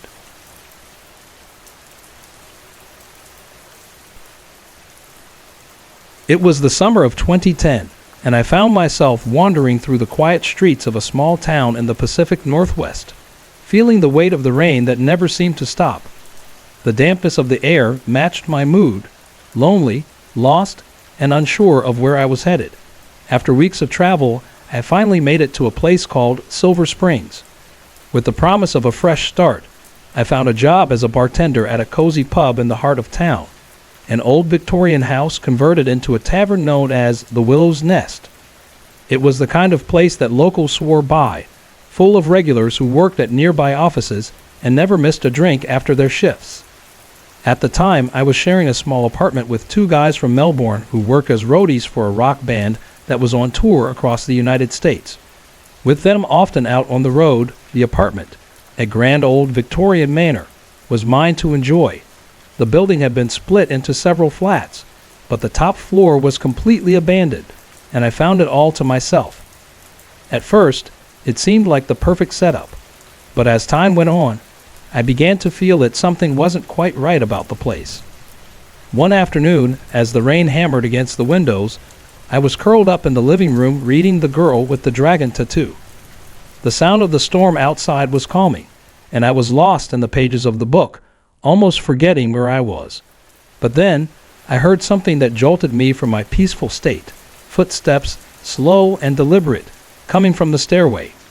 I knew no one else was home. My flatmates were still on tour, and I had locked the door behind me earlier. With a shiver running down my spine, I stood up and moved toward the hallway. That's when I saw her, walking up the stairs to the empty top floor. The woman was dressed in a tattered wedding gown, her head hanging low as if burdened by some unimaginable sorrow. I rushed up after her, my heart pounding in my chest. But by the time I reached the top, there was no one, just the quiet, empty hallway that seemed to stretch forever. I stood there, confused and unsettled, trying to make sense of what I had just seen. It wasn't possible for her to disappear that fast. It felt like I had encountered something far beyond the ordinary, a ghost. When my flatmates came back, I kept the experience to myself. I didn't want them thinking I was losing my mind, but each night after that, I could feel her presence. It was as if she was always there, watching me from the shadows of the empty top floor. Curious, I began exploring the abandoned space during the days. Most of the rooms were vacant, but one room in particular made me feel like I wasn't alone. It was a large, dimly lit room with a thick, oppressive air. Every time I entered, I had the sensation of being watched, like someone was right behind me. But when I turned around, there was no one. Weeks later, I saw her again. This time she was climbing the stairs even more slowly, her head still lowered, but in her hand she clutched a faded blue blanket. I didn't feel fear, but a deep, overwhelming sadness washed over me, as if the weight of her sorrow was too much to bear. I learned who she was one evening at the pub. A regular, someone who knew where I lived, casually asked, "You ever seen her?" Agna, that is. I had no idea who he meant, so he told me her story. Agna had been a young woman, set to marry a man named Martin Proctor in the late 1800s. Her parents had given her that very house as a wedding gift. But Martin, who had never loved Agna, was in love with his best friend, a man named Richard. The two of them, unable to escape the arranged marriage, devised a horrific plan. The night before the wedding, they lured Agna into the very room where I had felt the most unease. There, Richard struck her in the head with a hammer, killing her instantly. They stuffed her body into a trunk and hid it away in the attic. The next day, Martin and Richard fled, leaving Agna's parents to mourn their lost daughter, eventually selling the house and leaving the country. Over the years, the house passed through several owners, each reporting strange occurrences, particularly the sighting of a woman in a wedding gown walking up the stairs, only to vanish without a trace. But the trunk that held Agna's body was never found, and people say her restless spirit still searches for peace. After hearing her tragic story, everything fell into place. The sorrow I felt each time I saw her wasn't fear. It was the grief that had been trapped in the house for over a century. Even after I left that flat, Agna's presence stayed with me, a memory I couldn't shake. And I can't help but wonder, is she still looking for her final resting place? What do you think happened to her? When I was 13, my family moved into an old house in a small town called Pine Lake. It wasn't anything extravagant, just a modest suburban home built in the 1950s. The house had this quirky charm, and for the first time, I had my own room. I was thrilled about having my own space, but it didn't take long before I realized this house wasn't as ordinary as it seemed. The first odd thing happened a few weeks after we moved in. One evening, I was sitting on my bed, reading a book, when something caught my eye in the large mirror attached to the closet door. For a brief moment, I thought I saw the reflection of an old man standing behind me. I spun around, but there was no one there. I chalked it up to my imagination and went back to reading, but I couldn't shake the uneasy feeling. Every time I glanced at the mirror, it felt like someone was watching me. That night, before going to bed, I decided to cover the mirror with a blanket. The next morning, I mentioned it to my mom. She laughed it off, saying I was probably just tired or had a bad dream. But deep down, I couldn't forget how real it had felt. Something about that mirror felt wrong. A few nights later, I woke up to a strange noise, soft tapping. At first, I thought it was the wind, but the rhythm was too steady, too deliberate. Then I realized it was coming from the mirror. My heart raced as I stared at it, paralyzed with fear. The tapping continued, and then I saw him, the faint outline of a man's face in the glass. His eyes were dark, hollow, and he just stared at me, unmoving. I screamed and bolted out of the room, waking my parents. They didn't see anything when they checked, and my dad even joked it was probably the ghost of bad grades past. But to me, it wasn't a joke. I knew what I had seen. The encounters didn't stop. Sometimes I would see the old man standing in the mirror during the day, as if he belonged there. Other times, I'd hear faint whispers from the glass. I could never make out the words, but it felt like the house itself was alive with some malevolent force. One night, something truly chilling happened. I woke up to find the blanket I had used to cover the mirror now lying on the floor. The mirror was exposed again, and the old man was there, standing in it. This time he was moving. He slowly raised his hand and pointed straight at me. His face was blank, but the gesture was unmistakable. I wanted to run, but I couldn't move. It was like he was holding me in place. Finally, I managed to scream, and my mom came running. She didn't see anything, but she believed me enough to remove the mirror from my room the next day. After that, things seemed to go back to normal, or so I thought. Years later, when I came back home for a college break, My mom told me she hadn't thrown the mirror away. She had placed it in the attic, thinking it might be a family heirloom left by the previous owners, and didn't want to disrespect it. Out of curiosity, I decided to check it out. As soon as I stepped into the attic, I felt a cold shiver crawl down my spine. The mirror was propped up against the far wall, covered in dust, yet still standing. I approached it cautiously, half expecting to see the old man again. To my relief, the glass looked like an ordinary mirror. But as I turned to leave, I heard it, the faint tapping sound. It was coming from the mirror. I didn't dare look back. My heart racing, I ran out of the attic and told my mom we needed to get rid of it. This time, she agreed. We donated the mirror to a local thrift store, hoping someone else would take it off our hands. To this day, I wonder if anyone else has taken that mirror home and experienced the same haunting. I can only hope they haven't.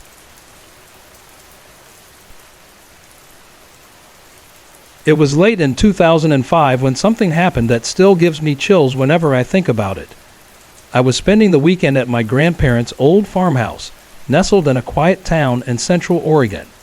The house had been in our family for generations, a weathered, creaky structure that always seemed to sigh with the wind. I'd stayed there countless times before, never giving much thought to the noises or the house's old bones. But that night, something felt different. I was sleeping in the guest room, tucked away at the back of the house, near a little sitting area by the staircase.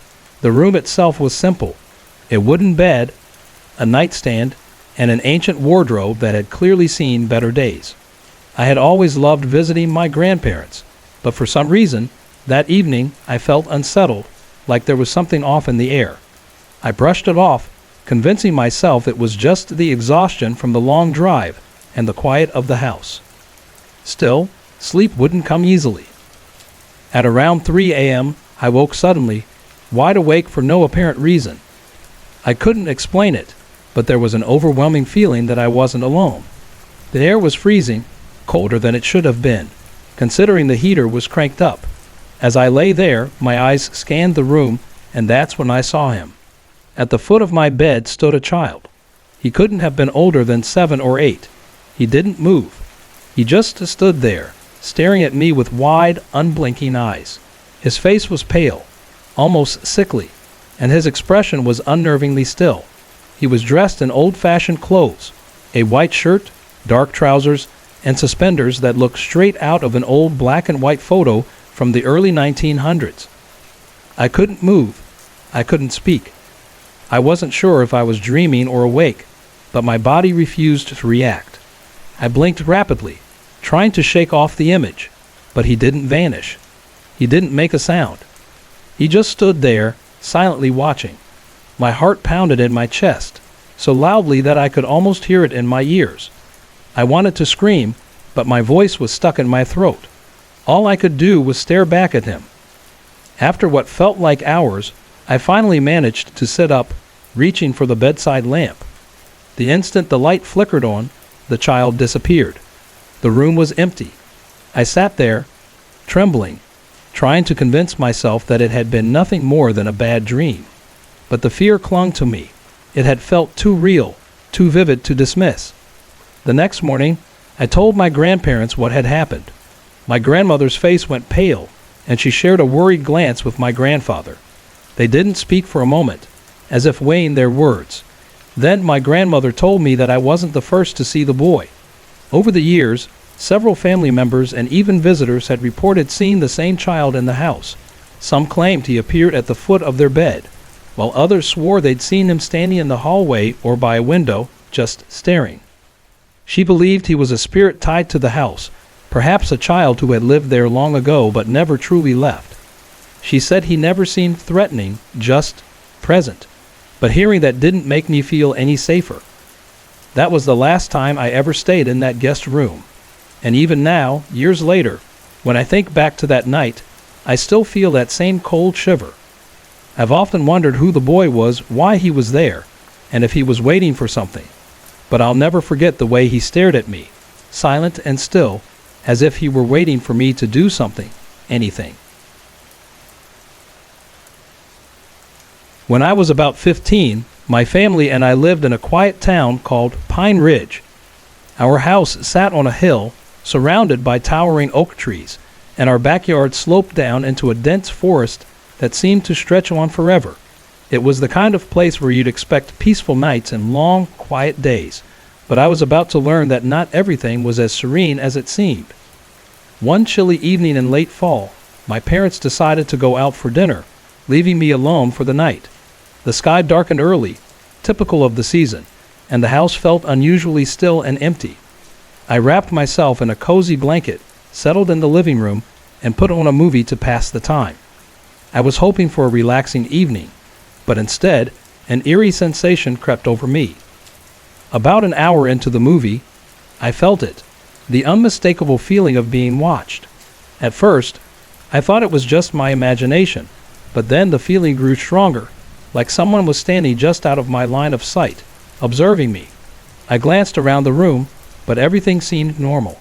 I tried to shake it off, telling myself it was all in my head. A few minutes later, something caught my eye. A slight movement in the corner of the room. My heart skipped a beat as I turned toward the large living room window. For a split second, I thought I saw a face, pale and still, staring in from the darkness. The face had wide, empty eyes that locked onto mine, and I felt a chill run through me. I froze. My pulse hammered in my chest. There was no way this could be real. Our house was perched on a hill, and that window was at least 8 feet off the ground. No one could possibly be standing there, right? Still, the unease lingered like a cold weight on my shoulders, and I couldn't shake the feeling that something was terribly wrong. Shaking, I grabbed my phone and called my best friend, Emily, who lived just down the road. I told her what I'd seen, my voice trembling with fear. She tried to calm me down. "It's probably just shadows from the trees," she said, "or maybe a reflection from the TV." Her words helped a little, but the anxiety didn't leave. I decided to turn off the TV, hoping the silence would ease the tension. About 20 minutes later, I heard it. A soft tapping sound against the window. My stomach lurched, and every instinct in me screamed to run. Slowly, I turned toward the window again. This time, there was no denying it. The face was there, pressed flat against the glass. Its pale, almost translucent skin seemed to glow in the dim light, and those hollow eyes just stared at me. There was something unsettling about the expression, something that sent a wave of terror straight to my core. I screamed and bolted from the living room, my legs moving on their own as I ran upstairs to my bedroom. I slammed the door shut and dove under the covers, grabbing my phone to call Emily again. I was sobbing now, telling her everything that had just happened. She urged me to call the police, but I couldn't bring myself to do it.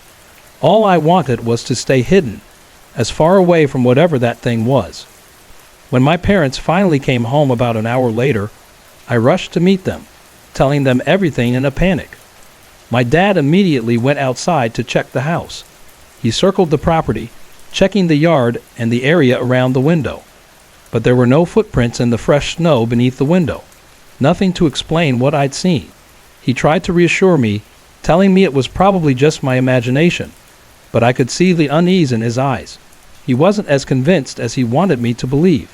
For weeks after that night, I couldn't bring myself to go back into the living room after dark. The face never appeared again, but the memory of those eyes, the way they seemed to follow me, unblinking, has stayed with me. I still don't know who or what it was, but I know one thing for sure. It wasn't just my imagination.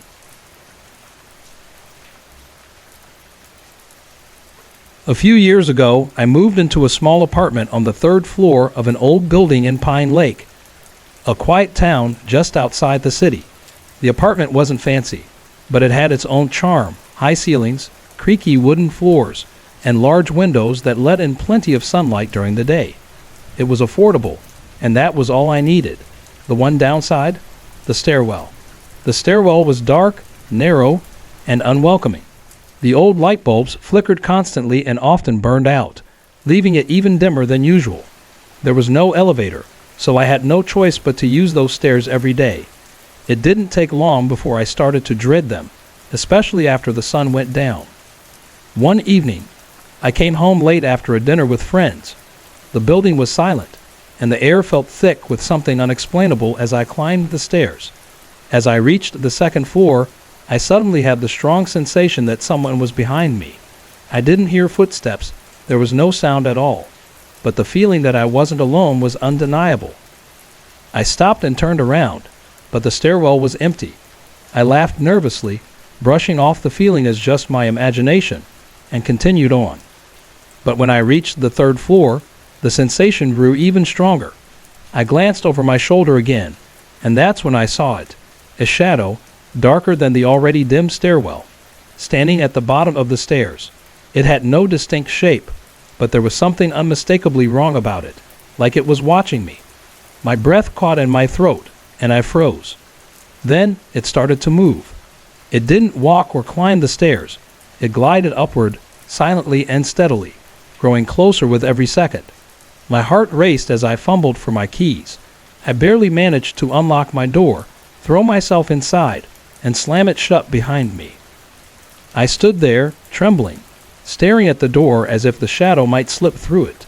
After a while, I convinced myself I had imagined it and went to bed. But sleep didn't come easily that night. Over the next few weeks, strange things began happening. The stairwell lights flickered more often when I was on the stairs. Sometimes I heard faint whispers, soft, unintelligible, but so unsettling. They always sent a chill down my spine. The feeling of being watched became constant, especially near the stairs. One night, I decided to take the trash out before bed. I had been avoiding the stairs for as long as I could, but this time I told myself there was nothing to fear. Determined, I made my way down to the garbage bins outside. As I started climbing back up, the whispers began again. This time they were louder, almost like a conversation. I couldn't make out the words, but it sounded like two voices, murmuring just out of reach. My heart pounded as I hurried up the stairs.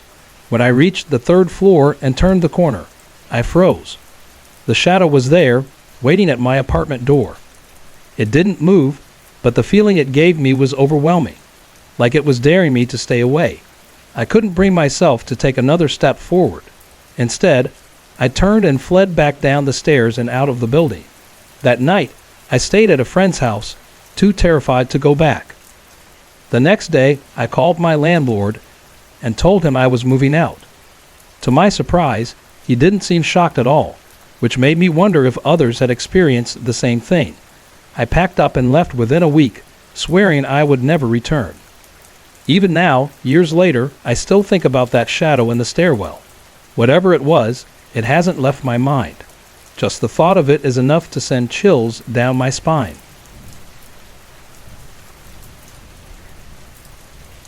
It was the summer of 2016 when my friends and I decided to go camping in a forest just outside of our small town of Pine Hollow. We were 6 friends, all in our early 20s, craving a break from the daily grind. We imagined weekends by the campfire, joking around and escaping from the busy world. But none of us could have prepared for what we would encounter that night. The campsite was tucked away in the dense forest, surrounded by tall, crooked pines, and beside a calm, eerie lake. The sun had dipped below the horizon as we set up our tents and lit a fire. We spent hours telling stories, laughing, and roasting marshmallows, the crackling of the fire echoing into the still night.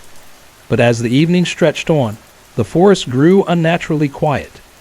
At first, we brushed it off. Nature always seems to settle at night, but something about this silence felt off. Around midnight, we decided to call it a night. I shared a tent with my friend Emily, while the others paired up in their own tents. I was just starting to drift into sleep when I heard it. Slow, deliberate footsteps crunching through the dry leaves. They circled our campsite, methodical, like someone pacing back and forth.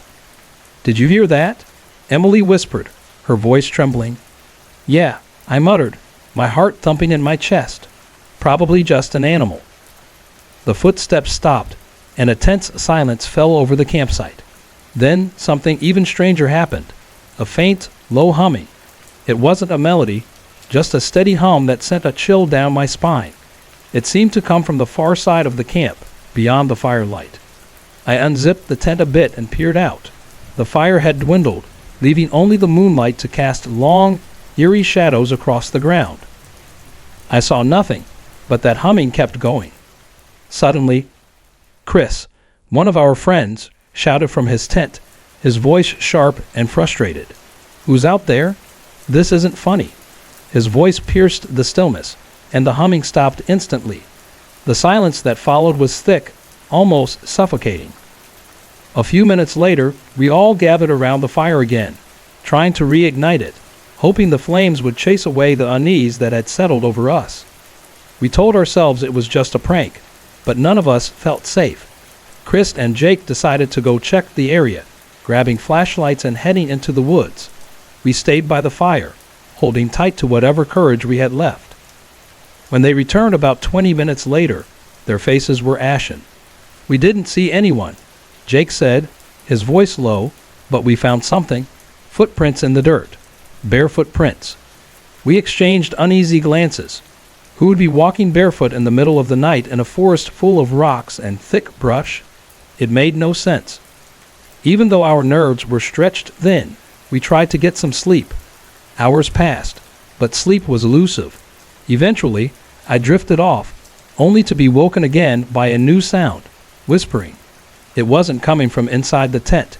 It was coming from outside, from just beyond the canvas. The voice was faint, raspy, barely audible, but enough to send ice through my veins. I froze, my breath catching in my throat. The whispering moved around the tent, circling us, like something was pacing outside, waiting. I shook Emily awake. "Do you hear that?" I whispered. Her eyes widened, and she nodded slowly. We both sat there, frozen, barely breathing, as the whispering grew louder and then stopped abruptly. The silence that followed was worse.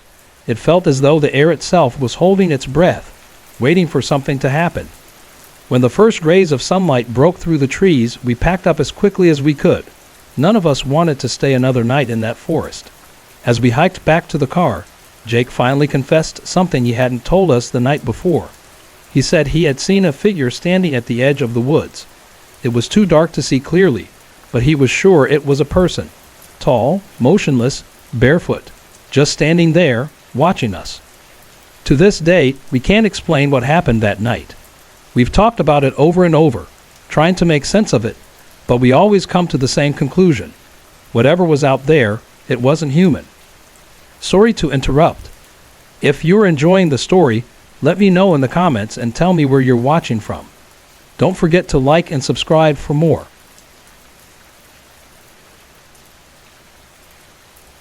It was the summer of my 12th year when my family lived in a small, old house just outside the town of Silver Springs. Our place was tucked away in the woods, far from the nearest neighbor, with only the distant hum of the highway to remind us of civilization. The isolation had always been something I enjoyed. It felt peaceful, like we were hidden away from the rest of the world. But that changed one hot summer night. The temperature was unbearable that evening, with a heavy heat pressing down on everything. Without air conditioning, I had to settle for leaving my bedroom window wide open, hoping for a breeze. My bed was positioned just right so I could see the window from where I lay, offering me some sense of security. I told myself that if anything strange happened, I'd see it coming. Around 2 a.m., I woke up suddenly. There was no obvious reason, no sounds, no dreams, just an unsettling feeling.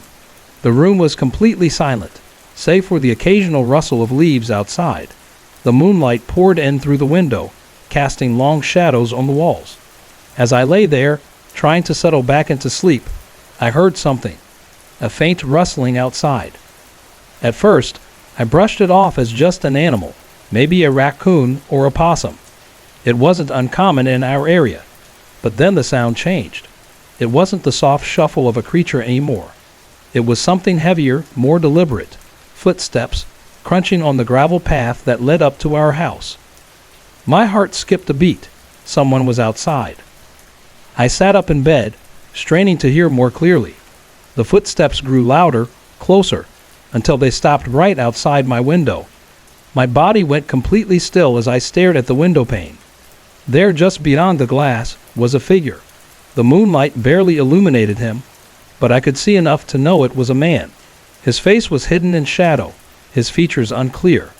He didn't move, just stood there, silent and still, like he was waiting, watching. I was paralyzed with fear.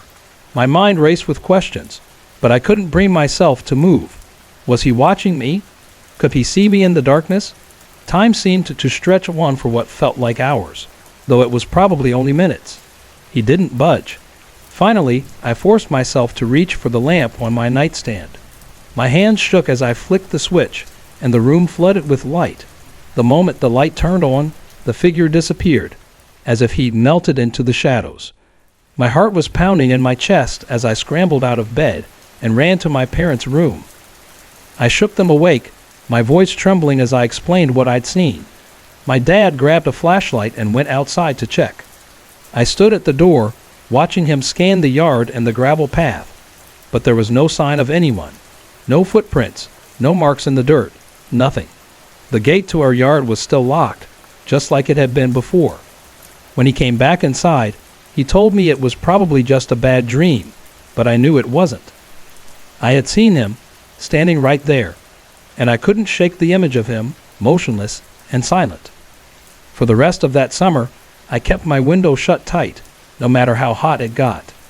I never saw the man again, but even now, I still think about that night. Who was he? What did he want? And most chilling of all, what would have happened if I hadn't turned on the light?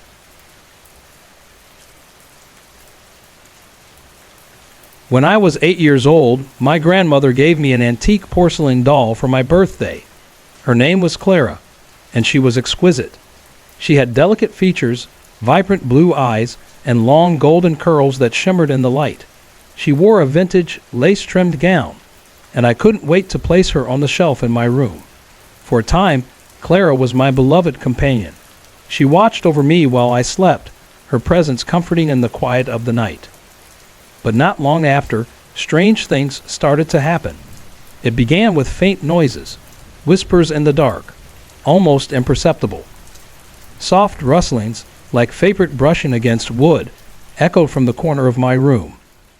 At first, I thought it was just my imagination or perhaps the wind, but the odd sounds grew more persistent. One night, I woke up to a voice, so quiet I almost thought it was a dream. I lay still in bed, holding my breath, as the voice whispered once more. "Come play with me." The voice was soft and childlike, sending a chill through my bones. My eyes darted around the room, scanning the shadows. The moonlight that slipped through the blinds cast long, eerie shapes across the floor, making everything seem darker than it should have been. Everything appeared normal, until I looked at Clara. She sat there on her shelf, but her head was tilted slightly to the side, as though she was watching me. Frozen in terror, I bolted to my parents' room. My dad chuckled, telling me it was just a bad dream. My mom held me close, assuring me everything was fine, but she didn't believe me either. I pleaded with them to take Clara out of my room, but they dismissed it. They said I was just scared. The whispers grew louder over the following nights. I could hear faint giggles in the dark. Once, I swore I saw Clara's hand twitch. I started to sleep with a flashlight under my pillow, shining it on Clara when the fear would creep in. But it didn't help. In fact, seeing her illuminated in the dark only made her seem more sinister. One night, exhausted from the constant terror, I couldn't take it anymore. While my parents slept, I grabbed Clara and shoved her into a box. I carried the box down to the basement of our old farmhouse, a dark and dusty space filled with forgotten memories. I stuffed the box into a corner behind a stack of old furniture, a sigh of relief escaping my lips. Surely, I thought, I wouldn't hear the whispers again, but I was wrong. That night, I woke to the sound of footsteps on the basement stairs, light, deliberate steps, as though a child was walking up to my room. My heart pounded in my chest as the steps grew louder, stopping just outside my door. And then, the voice came again, soft and eerie. "Why did you put me in the basement?" I screamed and ran to my parents. My dad searched the house but found nothing, and my mom, still not believing me, said it was just another nightmare. But I knew what I had heard. The fear gripped me tighter than ever before. I refused to sleep in my room after that night. Eventually, my parents agreed to let me get rid of Clara. We donated her to a local thrift store, and for the first time in weeks, I could breathe a little easier. But sometimes, when the wind howls through the trees outside our house, I wonder, did the new owner of Clara hear the same whispers? Did they feel her eyes following them? I'll never forget those chilling words, or the way Clara seemed to come to life when no one else was around. When I was 10 years old, my family moved to a small farmhouse on the edge of a quiet town. The house was old, with creaky wooden floors and a faded charm. It was surrounded by a wild, unkempt garden that slowly merged into a dense patch of forest. My parents loved the calmness and isolation of the place, but from the moment we arrived, I had a strange feeling about the garden. The trees were tall and thick, their twisted branches casting long shadows that seemed to slither across the yard as if they had a mind of their own. There was something unsettling about it, something alive. The first strange event happened a few weeks after we moved in. I was outside with my younger brother, playing near the overgrown shrubs, when something caught my eye. At first, I thought it was a bird or maybe a squirrel darting between the bushes, but when I looked closer, I saw it, a tall, dark figure standing just inside the edge of the woods. It was blacker than the night, like a shadow that didn't belong, with no discernible features. It stood perfectly still, watching us without making a sound. I grabbed my brother's hand and hurried him inside. I told my mom what I had seen, but she just smiled and said it was probably a trick of the light or a shadow from the trees. But deep down, I knew it was something else. I couldn't shake the feeling that whatever I had seen in those woods wasn't normal. In the weeks that followed, the shadow appeared again, always in the same spot, always watching us from just inside the forest. Sometimes, I'd spot it from my bedroom window at night, its dark form barely visible among the trees. Each time I saw it, the feeling of dread grew stronger, like a cold weight pressing down on my chest. One evening, after a particularly long day of feeling its presence, I couldn't take it anymore. I had to find out what it was. I grabbed a flashlight and walked out into the garden alone. The air felt colder as I stepped closer to the woods, and the usual nighttime sounds, the chirping of crickets, the rustle of leaves, suddenly went eerily silent. All I could hear was my own heartbeat pounding in my ears. The feeling of being watched was overwhelming. As I reached the edge of the woods, the flashlight in my hand flickered, then went out completely, plunging me into darkness. I stood frozen for a moment, panic rising in my chest, before I heard it. A deep, gravelly voice, barely a whisper, calling my name. It sounded as though it was right behind me. I turned and ran back to the house, tears streaming down my face, not daring to look back. When I told my parents what had happened, they dismissed it as a nightmare or a product of my imagination. After that night, I refused to go near the garden, especially after dark. A few weeks later, my dad decided to clear out some of the bushes near the woods.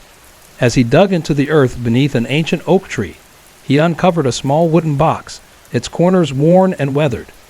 Inside was a handful of faded photographs and a tarnished locket with the initials E engraved on it. The photographs showed a man and a woman, both smiling, standing in front of what looked like our house. The images were old, almost too old to make out their faces clearly. Dad thought it was a neat find, a piece of history, but to me, it felt like a warning. Something about the box didn't sit right with me. After he found it, the shadow figure stopped appearing. It was as though whatever had been lurking in the garden had finally found peace. Even now, years later, I still think about the shadow that watched me, and the whisper that called my name. I'll probably never know who or what it was, but I can't help but wonder if it's truly gone, or if it's still out there, waiting for someone else to stumble upon the box. When I was a teenager, my family moved into an old Victorian house on the outskirts of Pine Lake, a small town known for its quiet charm and thick, wooded landscapes. The house was everything you'd expect, grand with high ceilings, detailed woodwork, and old-fashioned fixtures that made it feel like something out of a past era. I was fascinated by the vintage mirrors in almost every room. At first, they seemed like charming relics, bringing elegance to the house, but soon, they began to make me feel uncomfortable. The largest of the mirrors was in the hallway, just outside my bedroom. It was a massive piece, tall and wide, set in a heavy wooden frame with intricate carvings. During the day, it was just another mirror, reflecting the world around me. But at night, it felt different. It was as if it had a life of its own, as if it were watching me. One night, I stayed up late studying for a history exam, well past midnight. By 1 a.m., I was ready to call it a night. I stepped into the hallway, a familiar routine, and glanced at the mirror. For a split second, something caught my eye. A subtle movement in the reflection, a shadow shifting in the glass. I froze, staring at the mirror, but there was nothing out of place. I told myself it was just a trick of the light, but I couldn't shake the feeling that something wasn't right. In the weeks that followed, the oddities began to escalate. Sometimes, when I walked past the mirror, I'd catch glimpses of shadows that didn't match the hallway's lighting. Other times, I felt like someone was standing just behind me, though I knew no one was there. The worst part was the overwhelming sensation of being watched, especially at night. One evening, I was home alone. My parents had gone out to dinner, and I was reading in my room, trying to forget the looming exam. But then, I heard it. A soft noise from the hallway, faint footsteps, like someone walking slowly on the old wooden floors. I stood up, thinking maybe my parents had come home early, but the house was eerily silent. With a nervous breath, I opened my door and peered into the hallway. Empty. Yet the air felt heavy, like the whole house was holding its breath. Then I saw it. In the reflection of the mirror, standing perfectly still, was a dark figure. It wasn't me. It wasn't a shadow. It was a tall, featureless shape, motionless, silent. My heart pounded as I spun around to check the hallway. It was empty. I turned back to the mirror. The figure was gone. I slammed my door shut and stayed in my room until my parents returned. When I told them what I saw, they brushed it off as my imagination, or maybe I was just tired. But I knew what I had seen. From that night on, I avoided the mirror at all costs. A few months later, we decided to redecorate the hallway. My dad took down the mirror to paint the wall behind it, and that's when we found something that sent chills down my spine. Scratched into the wood on the back of the mirror were the words, "Let me out." We were all stunned. My parents, trying to rationalize everything, claimed it was probably a prank from the previous owners, but I wasn't convinced. After the mirror was removed, the strange occurrences stopped, and for the first time, I felt at ease in the house. Even now, years later, I can't bring myself to look at large mirrors without a twinge of unease. I'll never forget that figure in the glass, or the chilling message that was carved into the back. Whatever it was, I'm just grateful that it's not watching me anymore. When I started college, I found a small old apartment near campus, sharing it with two roommates, Emily and Megan. The building had been around for over a century, with creaky wooden floors and dim, narrow hallways that gave off a haunting vibe. It wasn't the most modern place, but we were excited to start fresh and make it our own. At first, everything was perfect. We spent our nights unpacking, cooking meals together, and swapping stories about our classes and life changes. But after a few weeks, things started to feel off. One evening, I was sitting in the living room, studying for an exam, when I heard footsteps echoing from the hallway. Assuming it was either Emily or Megan, I called out, "Emily? Megan?" but got no response. Curiosity piqued. I walked into the hallway, only to find it empty. I checked their rooms, and both were fast asleep. Puzzled, I shrugged it off, thinking maybe I had imagined it, and went back to studying. The next morning, I casually mentioned the footsteps to Emily. She looked at me, her face a little pale. "I've heard them too," she admitted. "I thought it was you." Megan overheard us and hesitantly spoke up, revealing that she had also been hearing strange noises at night, footsteps, hushed whispers, and the unsettling sound of doors creaking open. We laughed it off, joking about how we'd apparently gained an invisible roommate. Still, deep down, we all felt uneasy. A few weeks later, things began to escalate. One night, Emily and I were watching a movie in the living room when Megan burst in, wide-eyed and trembling.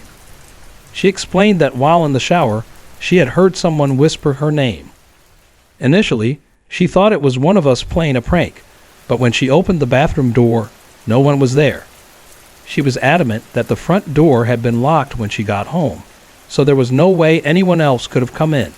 From that point on, the strange occurrences grew more frequent. Lights flickered for no reason, despite the bulbs being new. Objects seemed to move on their own. Keys that had been placed neatly on the counter would end up on the floor, and chairs would shift in the living room when no one was near. The air itself felt heavier, as though something, or someone, was always watching us. One night, I woke up to the distinct sound of footsteps in the kitchen. Assuming it was Emily or Megan getting a midnight snack, I went to check. But when I reached the kitchen, it was empty.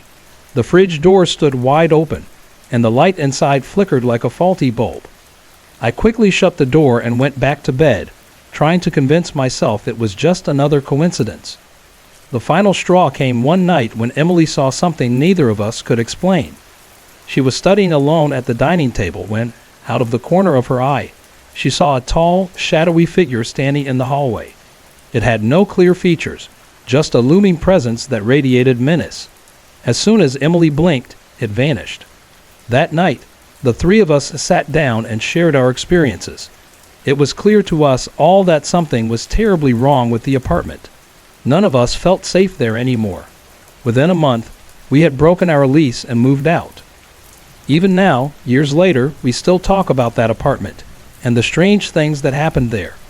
We've never found a logical explanation for what we experienced, but one thing is certain: we'll never forget our invisible roommate. When I was 14, my family lived on a small farm in Pine Lake, a quiet town nestled between hills and dense woods. The farm had been in our family for generations, and the old barn at the edge of the property had always been a part of my childhood. It was a huge, weathered building with sagging beams and creaky wooden floors that seemed to groan with every gust of wind. My dad mostly used it for storage, but to me, it always felt a little off, almost like it had its own secrets. One summer evening, I was sitting on the back porch, enjoying the calm of the night. The air was cool, and the chirping of crickets filled the silence, while the last light of dusk faded into the dark. My parents had already gone to bed, leaving me alone with my thoughts. That was when I noticed something strange. There was a faint flickering light in one of the barn's windows. At first, I thought I was just imagining it. The barn didn't have any electricity, and there was no reason for a light to be on. I stared at the window for what seemed like forever, watching the glow flicker, almost like the warm light of a lantern swaying in the wind. Curiosity quickly got the better of me, and I decided to investigate. I grabbed my flashlight, the beam cutting through the darkness as I walked across the yard, my heart racing with every step. The closer I got to the barn, the colder the air seemed. It felt as though the night had turned a few degrees colder, and by the time I reached the barn door, I was shivering, even though it was a warm summer night. I hesitated for a moment, hoping that the light would disappear, giving me a reason to turn back. But it didn't. With a shaky breath, I pushed open the heavy barn door and stepped inside. The barn was eerily quiet, save for the soft creaking of the wooden floor beneath my feet. The light was coming from the far corner, where old furniture and dusty belongings were stacked under faded sheets. As I walked closer, the light seemed to flicker and fade, almost as if it was responding to my presence. "Hello," I called out, my voice echoing in the stillness. There was no answer. When I reached the source of the light, I saw an old lantern sitting on a crate, surrounded by forgotten junk. The lantern looked as if it hadn't been touched in years, yet it glowed faintly, casting strange, long shadows on the walls. My hands shook as I reached for it. The moment my fingers brushed the lantern's cold metal, the light flickered once more and went out, plunging the barn into complete darkness. My heart pounded in my chest and panic set in. I fumbled with my flashlight, my hands trembling as I turned it on. The beam of light revealed the lantern, now completely dark, just like it had never been lit at all. The chill in the air felt suffocating, and I didn't hesitate for a second longer. I bolted out of the barn and didn't stop running until I was safely back inside the house. The next morning, I told my dad what had happened. He seemed doubtful, but he agreed to come check the barn with me. When we got there, the lantern was gone. It wasn't on the crate like I had seen it the night before. I knew I hadn't imagined it. The cold air, the tension in my chest, it all felt too real. After that night, I never went near the barn alone again. A few years later, we moved away, selling the farm to a couple looking to start their own life there. But every now and then, when I'm sitting in the quiet of the night, I think back to that summer evening. I still wonder about the flickering light in the barn, what it was, and who, or what, might have been behind it.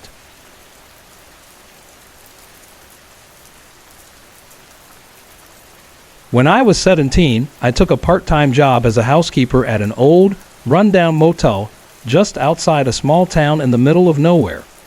The place had a long history, and there were whispers that it was haunted, but I was skeptical. I just needed the extra cash and wasn't one to believe in things like ghosts. One evening, I was assigned to clean the second floor. It was the least used, as most guests preferred the newer, more modern rooms downstairs.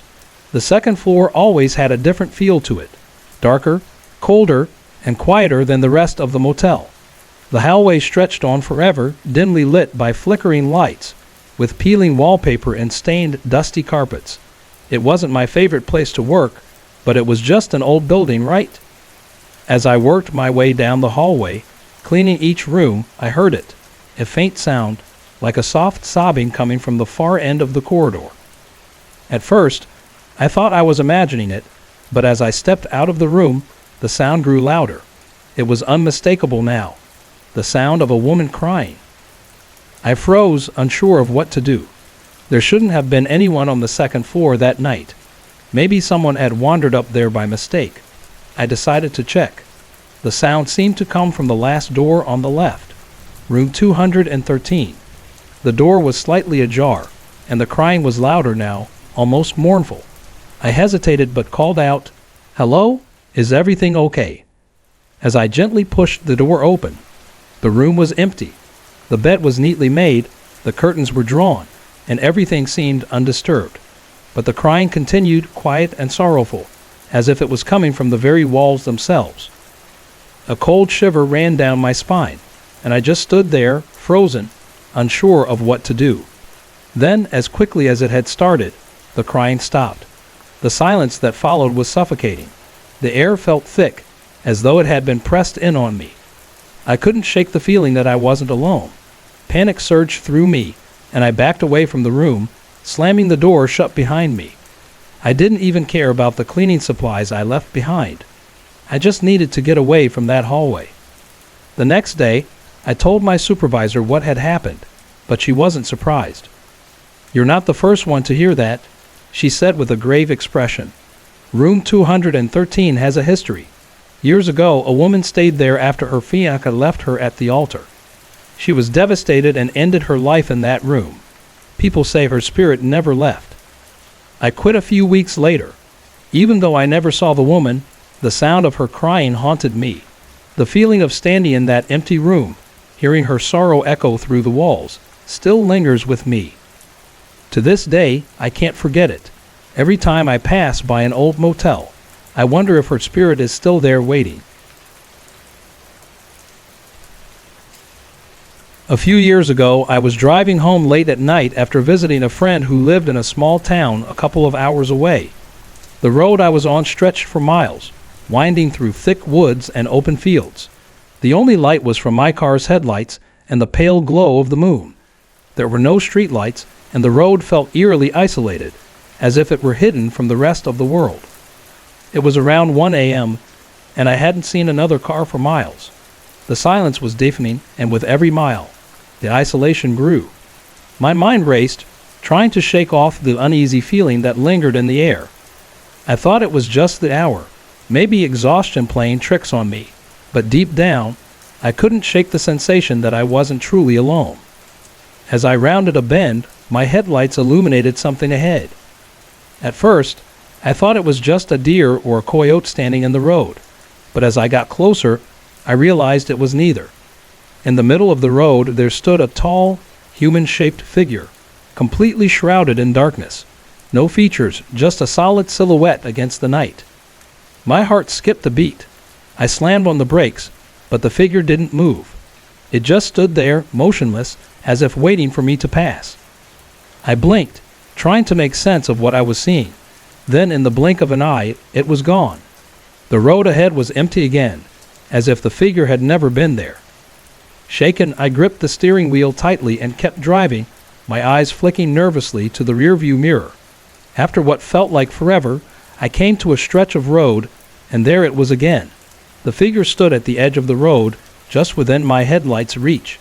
It didn't move, but I felt its presence, like it was watching me, waiting. My panic skyrocketed. I pressed harder on the gas, desperate to get away from it. But the feeling of being watched didn't fade. A few minutes later, I thought I saw the shadow dart across the road behind me. I glanced in the mirror, but there was nothing, just the empty stretch of road disappearing into the darkness. When I finally pulled into my driveway, I sat there for a long time, my hands still trembling on the wheel. I tried to convince myself it was all just my imagination. I had to be exhausted, but even now, I know what I saw wasn't some trick of the light. It wasn't just the mind playing tricks. It was something real. Something that shouldn't have been on that road. I haven't taken that route since, and even today, when I think back to that night, I feel a chill creep up my spine. I don't know what the shadow was, or why it seemed to follow me, but I hope I never encounter it again.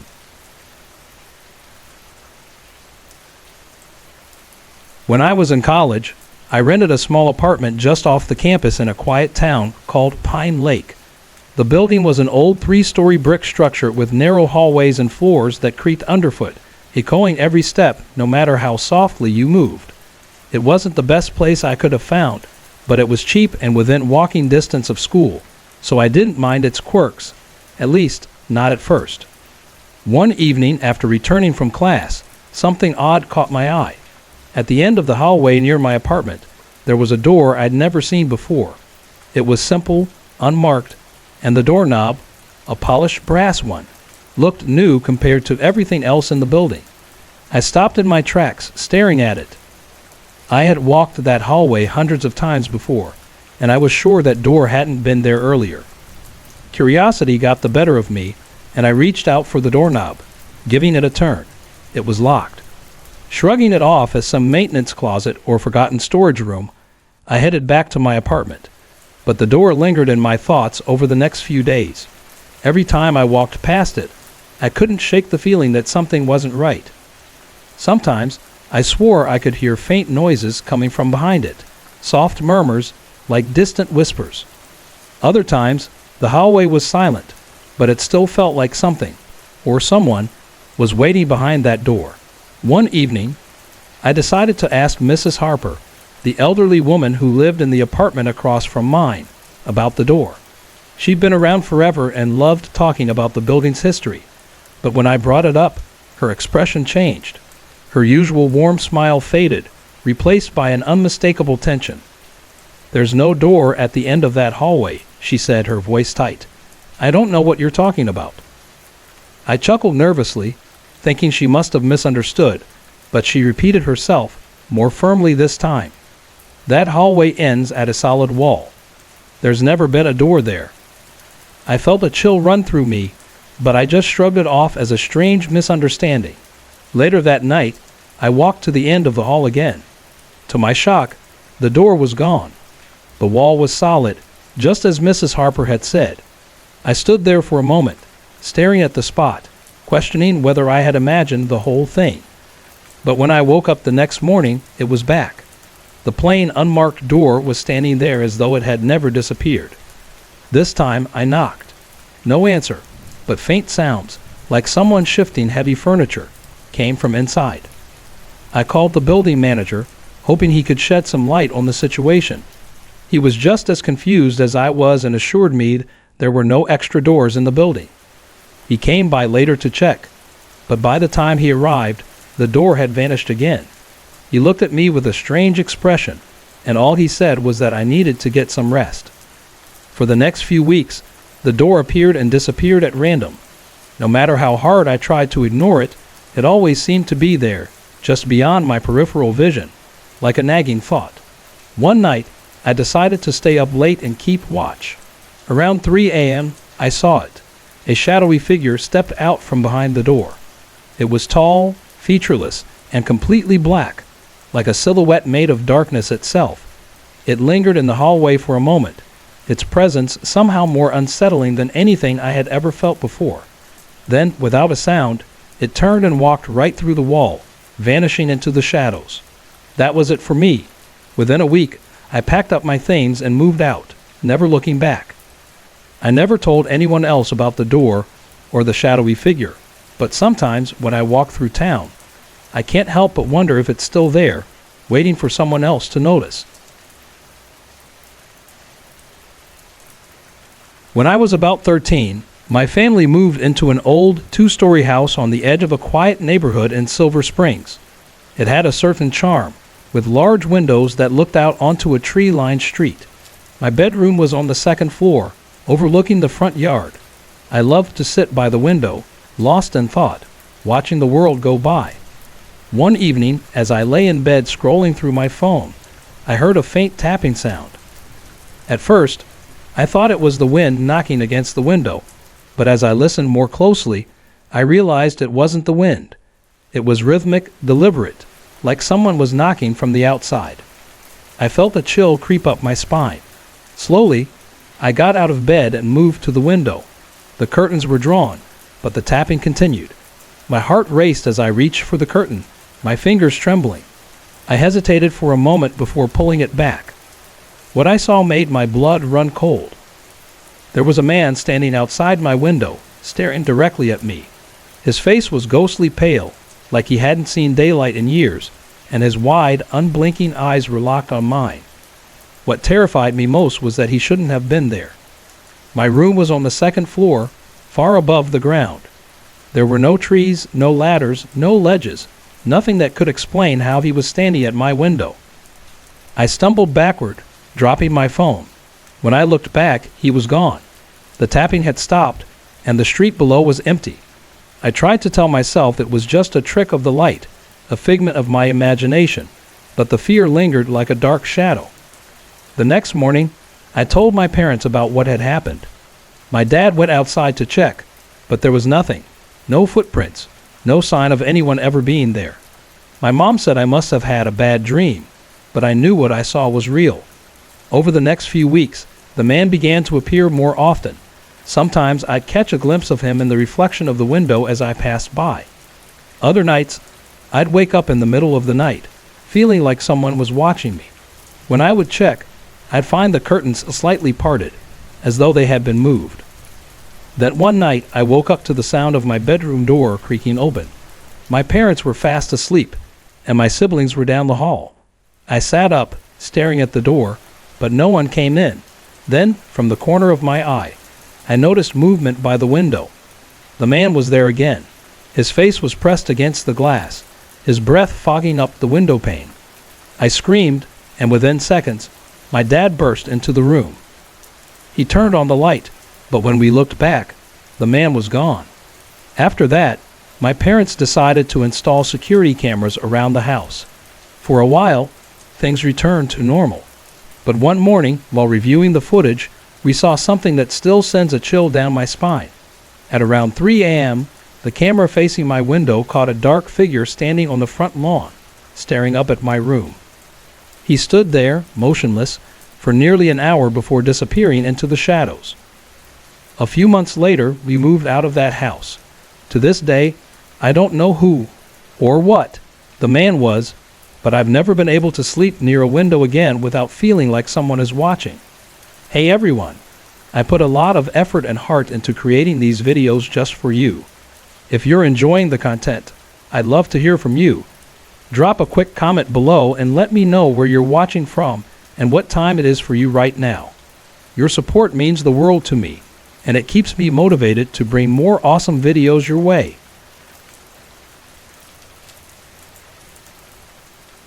A few years ago, I decided to take a solo trip to a small mountain town in Colorado. I needed to get away from the hustle and bustle of city life, so I booked a room in a quaint, family-owned hotel that had been around for generations. The building had an old, rustic charm with creaky wooden floors and antique furniture that gave it an almost nostalgic feel. It was the perfect place for a quiet weekend of relaxation. When I checked in, the receptionist, an older woman named Janet, handed me the key to room 207. As she did, her gaze faltered for just a moment. Her expression grew distant, almost like she was lost in thought. "If you need anything, don't hesitate to let us know," she said softly, her voice carrying a strange undercurrent of something unspoken. It was a brief moment, but it made me uneasy. Still, I shrugged it off and made my way up to the room. Room 207 was cozy but felt heavy. The air inside felt thick, almost suffocating, and the shadows cast by the faint light from the window seemed to twitch and twist in unnatural ways. The windows overlooked a thick forest, but the view was obscured by a dense, swirling fog that hadn't lifted all day. I chalked it up to the weather and told myself I was just overthinking things. I unpacked my bag and tried to settle in. That night, I woke up suddenly at around 2 a.m. My heart was racing for no apparent reason. The room was silent, save for the faint howl of wind howling outside. As I tried to calm myself, I heard it, soft scratching at the door. It was slow, deliberate, like the sound of long fingernails dragging against the wood. I froze, unsure of what to do. The scratching continued for what felt like an eternity, before finally stopping. I lay there in the dark, holding my breath, waiting. But then, silence. Just when I thought it was over, I mustered the courage to check the peephole. The hallway outside was empty. The next morning, I told Janet about the strange noise. She gave me a tense smile and said, "Old buildings like this make all sorts of strange sounds. It's nothing to worry about." But her eyes didn't match her words. She seemed to know something more, something I didn't. I didn't press her further. Later that evening, I went for a walk through the fog-covered streets to clear my head. When I returned, I was greeted by a sinking feeling in my stomach. The door to my room was slightly ajar. I was certain I had locked it before I left. I pushed the door open slowly, half expecting something to jump out at me. The room appeared unchanged, but then I saw it. The chair by the window, which I had left facing the desk, was now turned toward the bed. I tried to convince myself I had just moved it and forgotten, but the feeling of unease gnawed at me. I knew something wasn't right. I decided to cut my trip short and leave the next morning. The next day, I woke up early, packed my things quickly, and went to leave, but the door wouldn't open. It wasn't stuck. It felt like something was holding it shut from the other side. My heart raced as I pulled and pushed on the door, but it didn't budge. I picked up the phone to call the front desk, but the line was dead. I checked my cell phone, but there was no signal. Just then, the lights flickered, casting eerie shadows across the room, and the temperature dropped. The room felt cold, unnaturally cold. That's when I heard it, the faint sound of whispering. It was distant, soft, but it seemed to come from all directions. I couldn't make out the words, but the tone was unmistakable. And the shadows on the walls, they seemed to stretch, slowly crawling toward me. I could feel them pulling me in. Panicking, I hurled myself against the door with all my strength, and to my relief, it gave way. I stumbled out into the hallway, breathless and shaken. I rushed downstairs, my legs shaky, and found Janet in the lobby.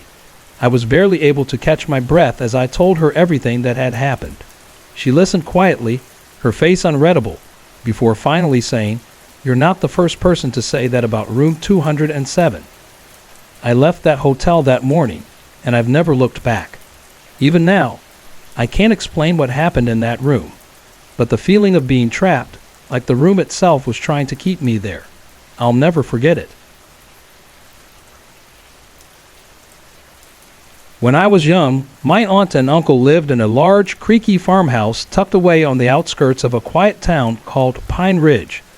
The house had been in the family for generations, and in the living room there stood an old grand piano, an antique with polished wood, its surface gleaming even though it hadn't been touched in years.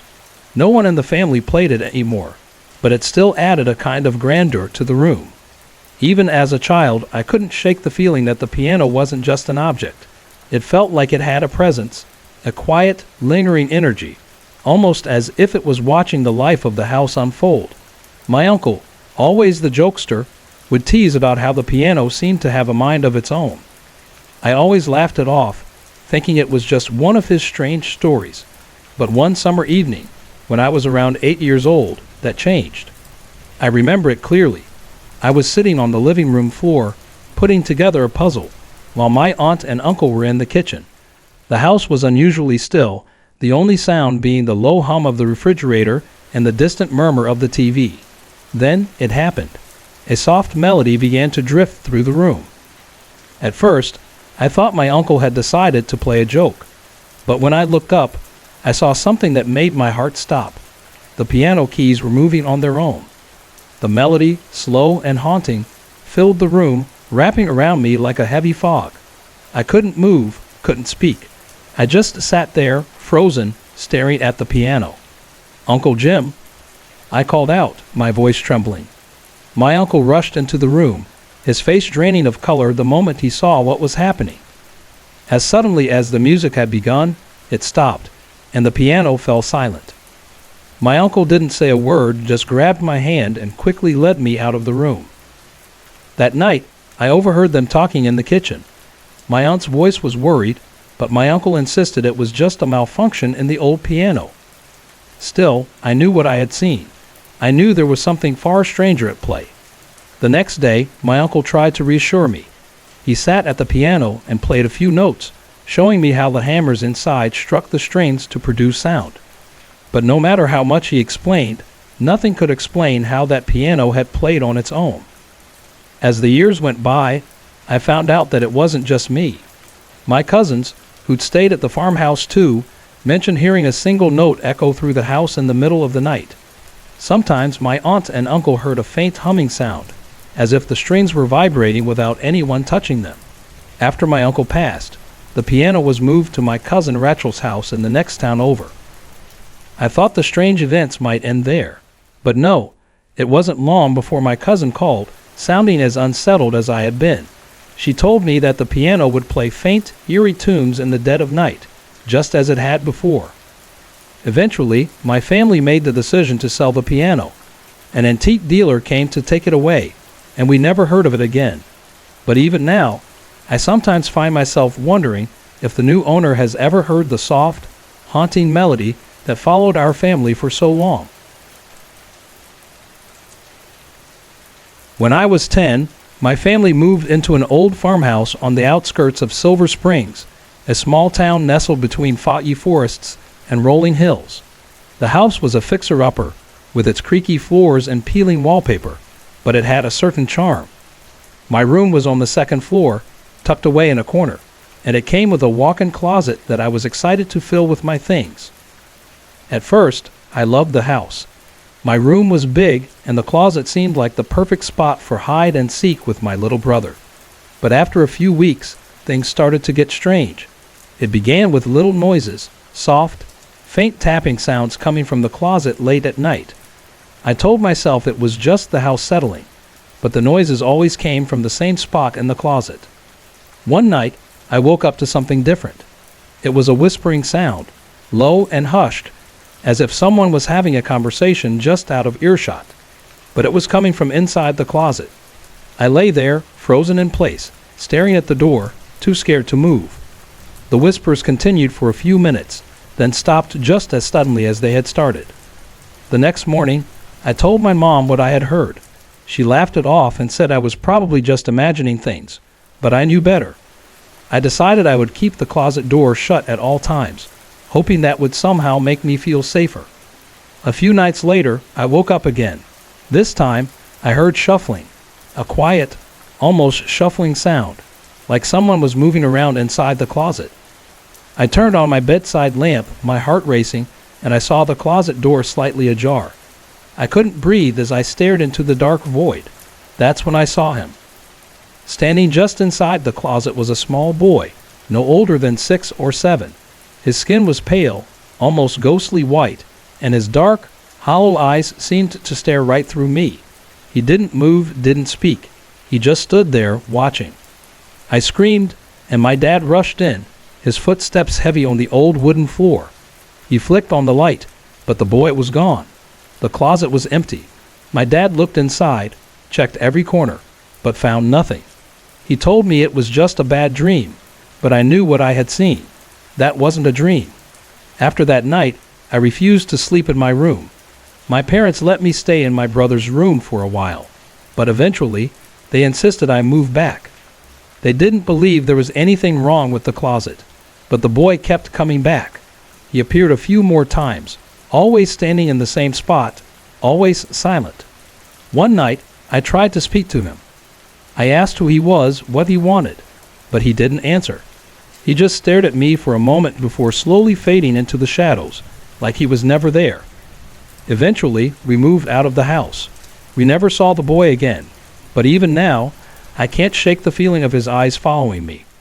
I still wonder who he was, why he was there. Was he a child who had lived in the house long ago?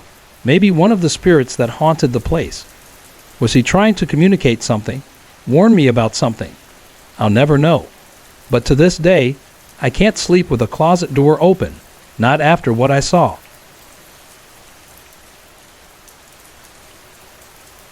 When I was 16, I lived in a small town nestled between the foggy hills of Northern California.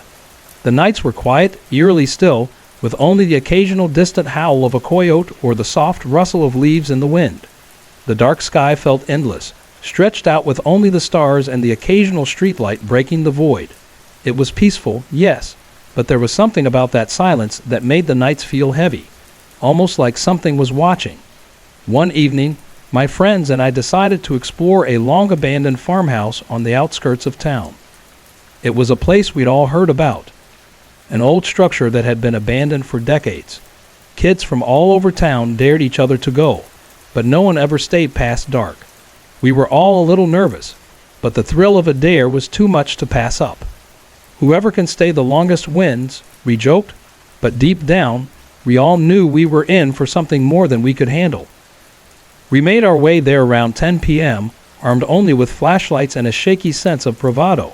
The farmhouse stood like a shadow against the black sky, its weathered wood creaking and groaning with every gust of wind.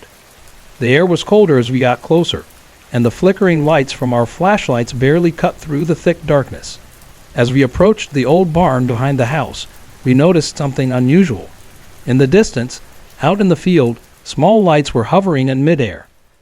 At first, they seemed like faint, distant lanterns, too far away to make sense of. But as we got closer, they grew brighter, moving in synchronized patterns across the field. "Do you see that?" my friend Jacob whispered. We all nodded, stunned into silence. The lights moved in ways that didn't make sense, dancing, swirling in complex patterns that felt deliberate, intelligent even. It wasn't the season for fireflies, and even if it were, they didn't glow like that. We stood frozen for a moment, each of us unsure if we were imagining things. But curiosity tugged us forward, and with hesitant steps, we made our way into the field. As soon as we crossed the boundary of the barn's yard, the lights began to drift farther away, as though they were guiding us somewhere. The air felt strange, thick with something we couldn't explain, and my heart was racing with every step. The further we went, the more surreal it felt. The lights started to form into shapes, circles, triangles, patterns we couldn't comprehend, all moving with purpose as if they were alive. Then suddenly, the lights stopped. They hovered in place, their glow intensifying, casting eerie shadows on the ground. The entire field fell silent, and for a moment, everything seemed frozen in time. Then, a deep humming sound, like the low growl of a far-off engine, filled the air. It started soft, but quickly grew louder, vibrating through the ground beneath us. The lights began to spin in a tight circle, faster and faster, until they shot upwards, vanishing into the night sky in an instant. It was as if they had never been there. We were all still standing there, frozen, our minds struggling to make sense of what we had just seen. The night was silent again, but now it felt different. heavier, almost suffocating. "We need to leave," Jacob said, his voice trembling. Without another word, we turned and bolted back to the car, not stopping until we were safely back in town. We never spoke of that night again, not to anyone. The more we tried to explain it, the less sense it made. And even now, years later, I can't shake the memory. I've read stories about strange lights in the sky, UFO sightings, but none of them come close to what we experienced. Whatever those lights were, they were not natural. And as much as I wish I could forget, I can still feel the pull, the sensation that we had been drawn into something far beyond our understanding.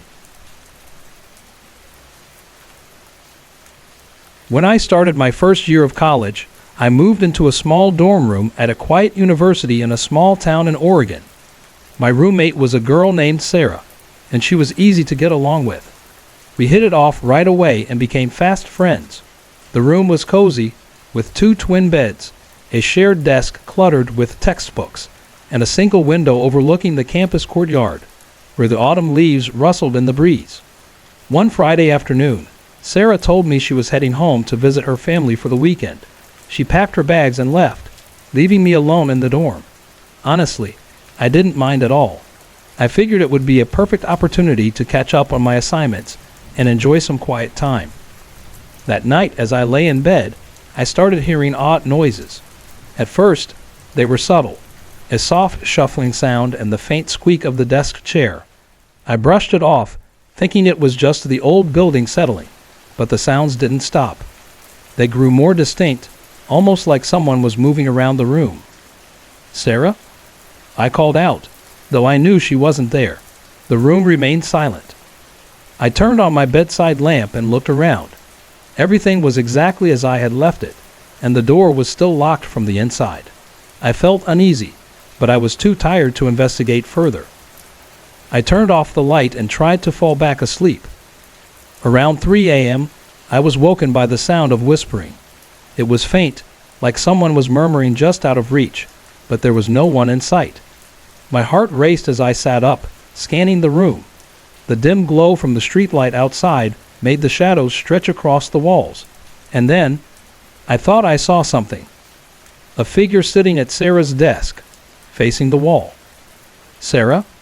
I whispered again, my voice trembling. The figure didn't move. I turned on the lamp, and just like that, the figure vanished. The chair was empty, and the whispering stopped. I told myself it was just my imagination playing tricks on me and tried to convince myself to go back to sleep. When Sarah returned the next day, I told her about what happened. She just laughed it off, saying I must have been dreaming. But as the days passed, the strange occurrences continued. Objects on Sarah's side of the room started moving on their own. Her books would slide off the desk, or her chair would shift slightly, like someone had nudged it. We tried to ignore it, but it felt like we were being watched. One night, I woke to the sound of the closet door creaking open. I flipped on the light and saw that Sarah's closet, which she always kept shut, was slightly ajar. Her clothes hung in stillness, but they were swaying gently as if stirred by an invisible hand, even though the air was completely still. When I told Sarah about it, she admitted that she'd been experiencing strange things too. She said sometimes it felt like someone was sitting on her bed at night, or she'd hear faint knocking sounds coming from the walls. We both agreed that something wasn't right in that room. After a particularly unsettling night, we decided to request a new dorm room. The strange activity ceased as soon as we moved out, but a few weeks later, we heard from the new students who had taken our old room. They said they were hearing whispers at night and had noticed their things moving by themselves. Even now, Sarah and I still talk about that room. We often wonder what, or who, we might have been sharing it with.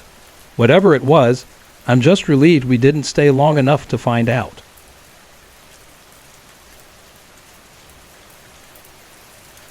A few years ago, I worked as an Uber driver to make some extra cash.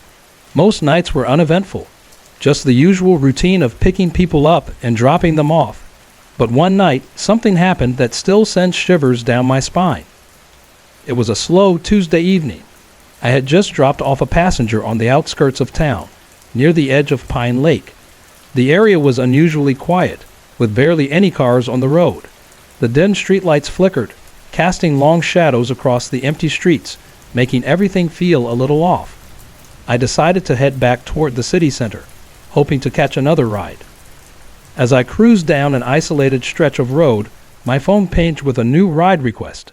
The pickup was a few blocks away, down a narrow street that barely registered on my GPS. I accepted the ride and followed the directions. When I arrived, I found myself on a quiet, deserted street. There were no homes around, just a few old, run-down buildings and vacant lots overtaken by weeds. I checked the app to make sure I was in the right spot. The name of the passenger was Ethan, and it said he was waiting at the corner. At first, I didn't see anyone, so I assumed he was running a little late. I waited for a few minutes, but just as I was about to cancel the ride, someone emerged from the darkness. It was a man, tall, dressed in an old-fashioned coat, and wearing a wide-brimmed hat that looked like something out of a different era. He didn't wave, didn't say a word. He just walked straight to the car and got into the back seat. "Are you Ethan?" I asked, trying to sound casual. He nodded but didn't say anything. There was something about him that put me on edge. His skin was unnaturally pale, almost like it didn't belong to him. He avoided my gaze, his eyes fixed on the floor. I started driving toward the address on the app. The car was filled with an oppressive silence, so thick you could feel it. I tried to make conversation, asking if he'd had a good day or if he was heading home, but he didn't respond. Every time I glanced in the rearview mirror, his expression was vacant, as if he wasn't really there at all. As we neared the destination, I started to feel uneasy. The road ahead ended abruptly, leading into a large, overgrown field. Confused, I slowed down and pulled over to the side. I turned around, ready to ask Ethan if he'd made a mistake with the address. But when I looked back, the seat was empty. There was no sign of him, no movement, no sound. The back seat was completely still, and the door hadn't even been opened. I sat there, frozen, trying to figure out what had just happened. There was no way he could have left without me noticing. I checked the app again, but it was still showing the ride as active, as if he was still in the car. I drove to the nearest gas station and ended the ride manually. When I checked my ride history, the trip had vanished completely. No record of Ethan, no trace of the ride, like it had never happened. To this day, I don't know who or what Ethan really was. But since that night, I make it a point to double-check every passenger before letting them into my car. Whatever happened that evening is something I'll never forget.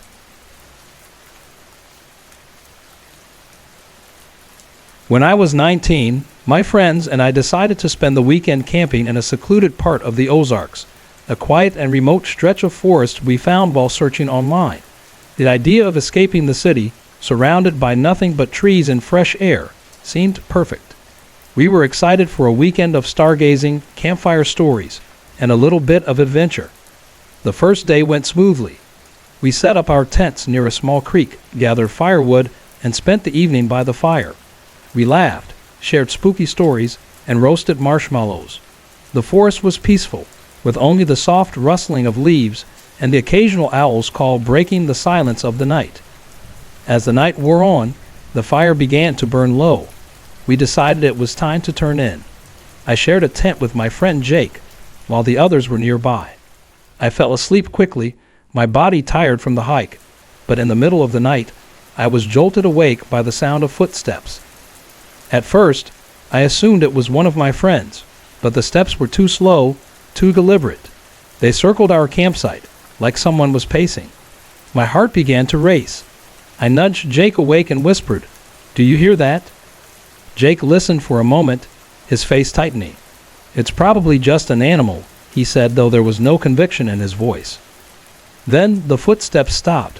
The forest fell silent, too silent. We lay there, barely breathing, the unease growing. Eventually, we must have fallen asleep again, though I didn't remember drifting off. The next morning, we found footprints around our tents, human-sized, barefoot prints, deep in the dirt, yet none of us had left our tents.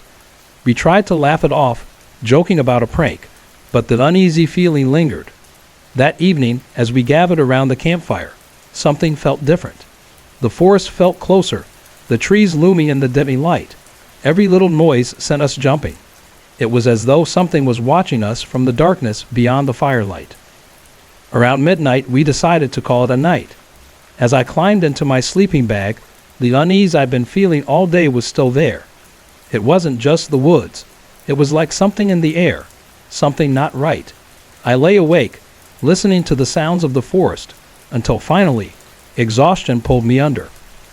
I was suddenly jolted awake by a sound, a deep, guttural growl right outside the tent. It wasn't like any animal I'd ever heard. My blood went cold. Jake was awake too, his eyes wide in terror. "Don't move," he whispered, his voice barely audible. The growl stopped, but it was replaced by heavy breathing. Then the footsteps started again. Slow, deliberate steps, moving closer to our tent. It felt like whoever, or whatever, was out there was waiting for us to come out. We lay there, frozen, not even daring to breathe, until the first light of dawn. When the sun finally broke through the trees, we carefully unzipped the tent and stepped outside. The campsite appeared untouched, but the footprints were there again, circling the tents, as if whatever it was had been watching us all night. None of us said much as we packed our things. We didn't need to. We all knew the same thing. We needed to leave. We hiked back to the car in silence, and didn't stop until we were miles away from that forest. To this day, I can't shake the memory of that night. I've read stories about strange encounters in the woods, but nothing explains the growling or the way we felt, like we were being watched. Whatever it was, I hope I never have to face it again.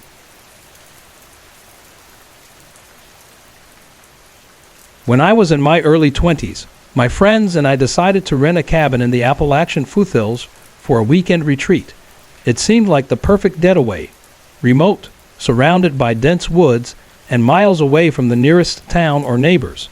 The cabin itself was rustic but cozy, with a stone fireplace and a wraparound porch that looked out over the thick, dark forest.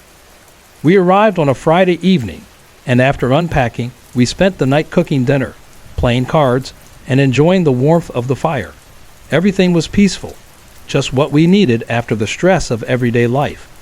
But as the night wore on, an unease began to settle over us. Around midnight, we heard something outside. It was faint at first, just a soft sound, but then it became more distinct. Footsteps on the wooden porch, slow and deliberate. At first, we thought it might be an animal, so my friend Chris grabbed a flashlight and stepped out onto the porch. There was nothing there. He swept the light across the yard, but the woods were still and silent. We laughed it off, nervously blaming it on a raccoon or maybe a deer. But something felt off. The forest around us felt too quiet, too watchful. It was like the trees themselves were waiting, listening. The next morning, we decided to take a hike and explore the surrounding woods. About a mile from the cabin, we came across another cabin, this one old, decaying, and clearly abandoned. The windows were shattered, and the door hung ajar, creaking in the wind. Our curiosity got the better of us, so we decided to take a quick look inside. The air inside the cabin felt thick, as if the weight of years of abandonment pressed down on us. Dust covered everything, and the wooden beams overhead creaked under the weight of time.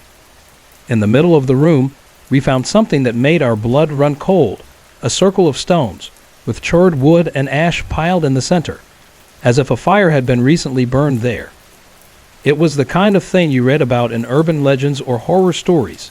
It felt wrong, unnatural. We didn't stay long.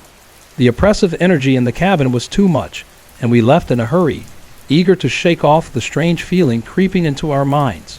That night, the noises returned, but this time they were louder, more persistent. The footsteps on the porch were back, heavier now, like someone was pacing back and forth. Then we heard faint knocking on the windows, soft taps at first, then growing more insistent.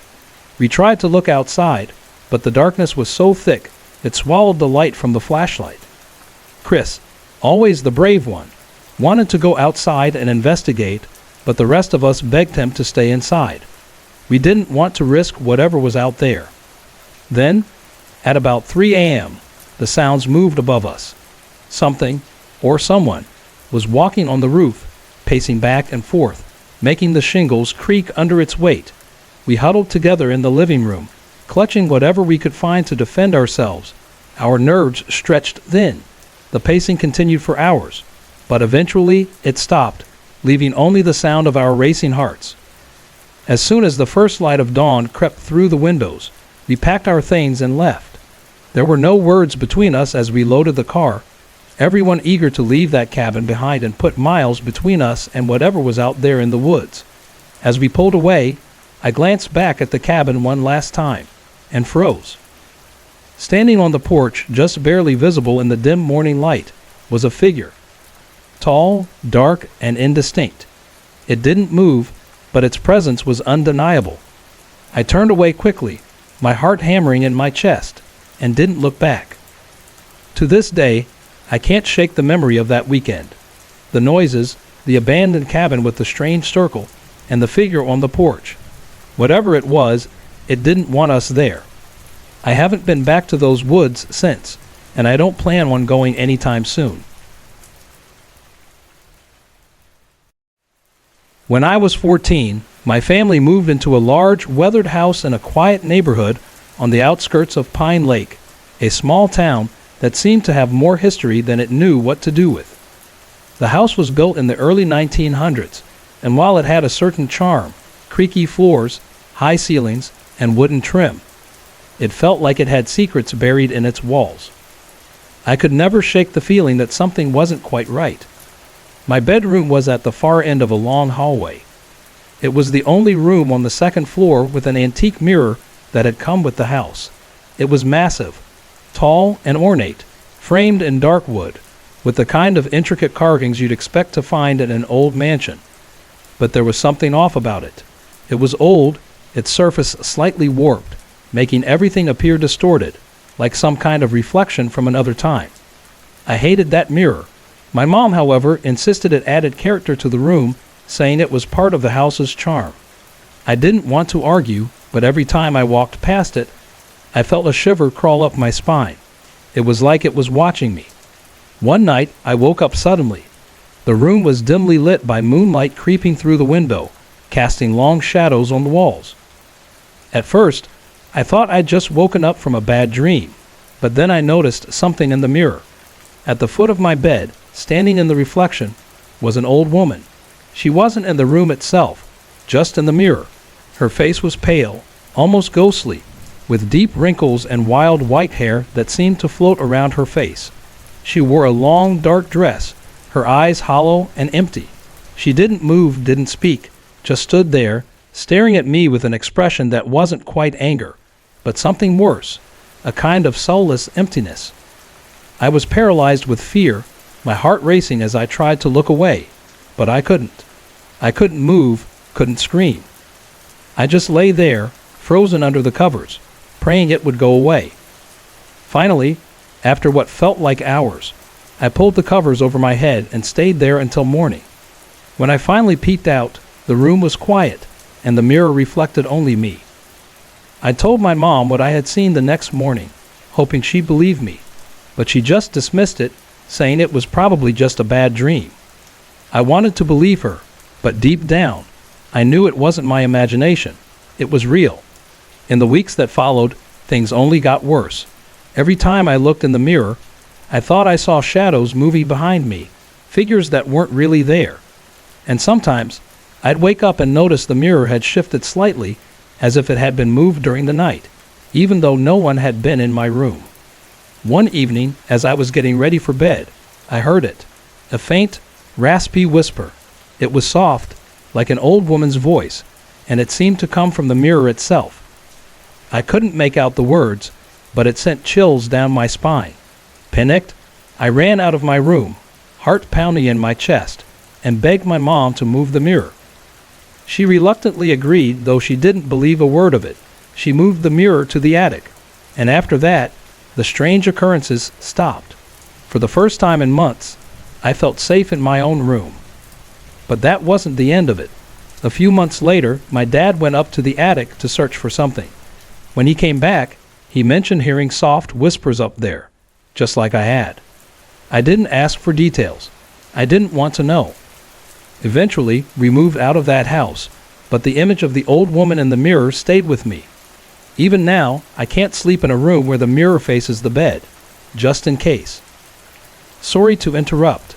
If you're enjoying the story, let me know in the comments and tell me where you're watching from. Don't forget to like and subscribe for more.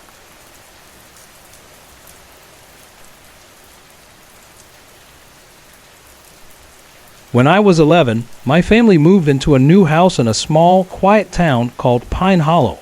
The house was modern, with plenty of space for all of us, big bedrooms, a spacious kitchen, and a cozy living room. But there was something about it that always felt off, something I couldn't quite put my finger on. It was especially the hallway that led to the bedrooms. The hallway was narrow and long, with only one dim light fixture in the middle of the ceiling. No matter how many times we changed the bulb, it never seemed bright enough to push away the shadows. At first, I convinced myself it was all in my head, but over time, the feeling of unease grew stronger. Every time I walked down that hallway, I couldn't shake the feeling that someone was watching me. It wasn't overwhelming, but just enough to make my skin crawl. I'd walk faster, trying to shake the sensation off, but it was always there.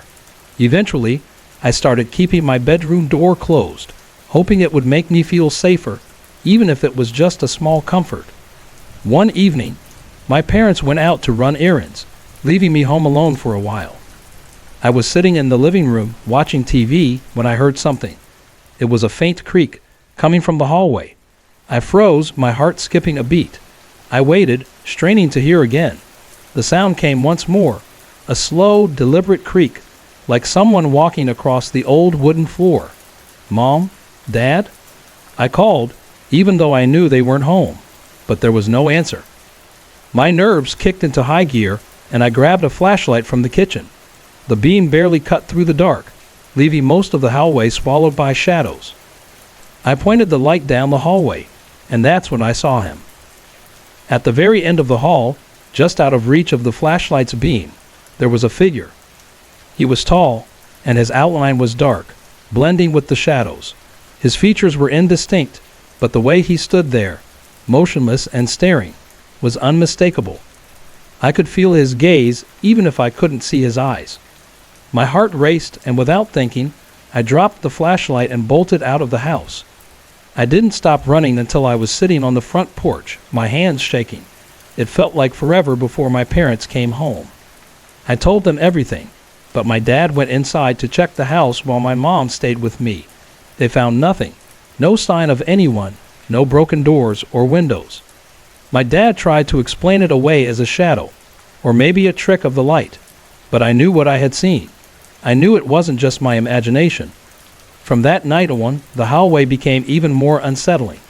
I tried to avoid it as much as I could, but when I had to walk through it, I kept my back against the wall, my eyes darting around.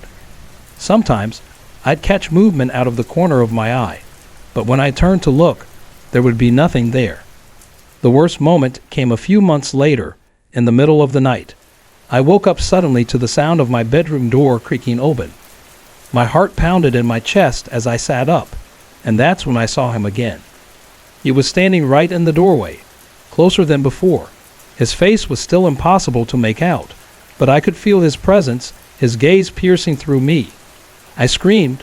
My parents rushed into my room, but by the time the light flicked on, the man was gone. My dad checked the whole house again, but there was no sign of anyone. They tried to reassure me, saying it must have been a bad dream, but I knew it wasn't. That night, I couldn't bring myself to sleep in my room. I spent the rest of the night curled up on the couch. We ended up moving away from Pine Hollow about a year later, and I never saw the man again.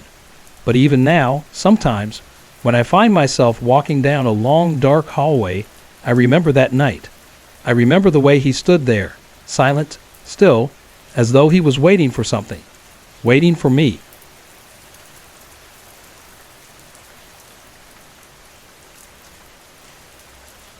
It was a rainy afternoon when I was about 12 years old, and my family had gathered in the living room to go through old photo albums. The smell of wet earth lingered in the air, and the low hum of rain tapping against the windows added to the cozy atmosphere. We flipped through pages filled with snapshots from family vacations, birthday parties, and holiday celebrations. It was always fun seeing my parents and grandparents in their younger days, hearing the stories behind each picture, and sharing laughs over old memories. Then we came across a photo that none of us recognized. It was a faded black and white image of my grandparents' house in the small town of Pine Ridge, a place that had been in the family for generations. It was a house I knew well, creaky floors, an old stone fireplace, and the distant sound of wind through the trees. But this photo was different. It was taken long before I was born, and yet the house looked almost the same, standing as it always had, worn but proud, at the edge of a foggy hill. But there was something strange about the upstairs window. In the photo, standing completely still in the bedroom window, was a figure. A man in a dark suit, his face pale and slightly blurred, as if he had moved during the exposure. His eyes, however, were sharp and unblinking, and they seemed to stare straight through you, no matter how you looked at the photo. I couldn't shake the feeling that they were watching me. "Who's that?" I asked, pointing at the figure, trying to sound casual. My parents exchanged uneasy glances, and I could see my grandmother's face tighten. "I don't know," she said, voice trembling. "That room was empty when the picture was taken." A cold shiver ran down my spine.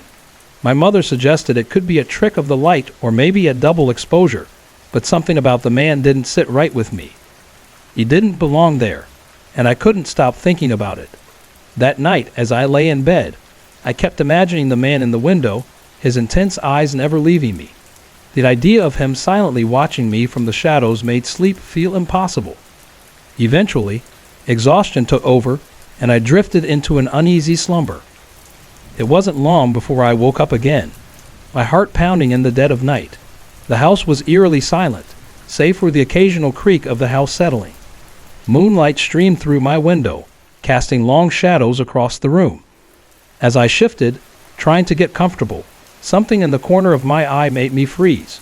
In the doorway stood a shadowy figure, taller than a person, its outline dark and almost blending into the night. I couldn't breathe. My heart slammed in my chest, and I was paralyzed, unable to look away. The figure didn't move, but its presence was suffocating, heavy, cold, and unnatural. My hand reached out for the bedside lamp, but in my panic, I knocked it over. The room seemed to grow colder, more oppressive. Finally, I managed to flick the switch, but when the light came on, the figure was gone. Just like that. The next morning, I told my family what had happened. My mom dismissed it as a bad dream, but my grandmother, her face went pale, and she whispered in a voice barely above a breath, "It's him." That's when the strange things began to happen. Doors creaked open by themselves. Items went missing only to turn up in the oddest places, and late at night, I could hear footsteps in the hallway when no one else was awake. The house felt different, like something was there with us, something unseen but undeniably present. One afternoon, my grandmother finally took matters into her own hands. Without explanation, she took the photograph from the album, her hands trembling slightly. I knew she wasn't about to let this continue.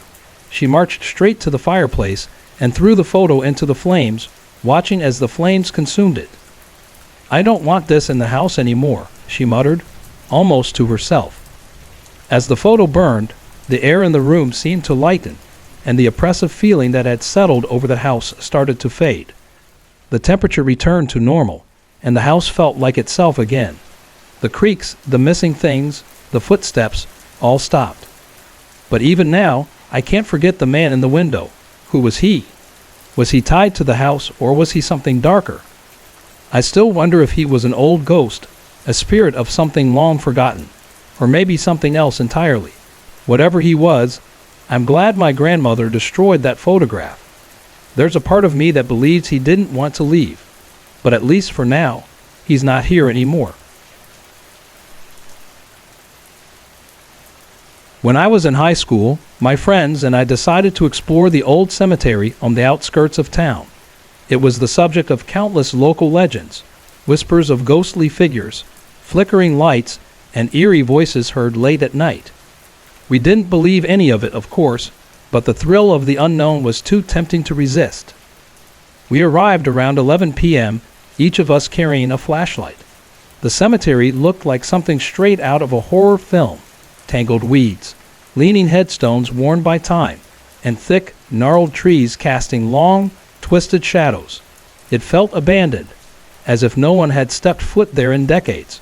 The air was cool and damp, and the only sounds were the soft rustling of leaves in the wind and the occasional hoot of an owl in the distance. For the first hour, everything seemed normal. We wandered among the graves, reading the names and dates on the tombstones, laughing and joking to keep the unease at bay. But as midnight approached, the mood shifted. The temperature dropped suddenly, and an unsettling silence descended over the cemetery. It was as if the world itself had paused, holding its breath. And that's when we saw it. A faint golden glow flickered in the distance. It wasn't steady like a flashlight beam, but soft and wavering, like the flame of an old lantern. The light drifted slowly between the tombstones, swaying as if carried by an unseen hand. "Who's that?" one of my friends whispered, breaking the stillness. We froze, watching as the light moved closer, then drifted back, always just out of reach. "Maybe it's the caretaker," another friend suggested, though we all knew the cemetery had been abandoned for years. Curiosity got the best of us, and we decided to follow the light. It led us deeper into the cemetery, weaving through the gravestones and staying just beyond our grasp. We passed rows of familiar graves and found ourselves in an unfamiliar part of the cemetery, one we hadn't seen before. The trees here seemed to close in around us, their twisted branches resembling skeletal hands reaching out.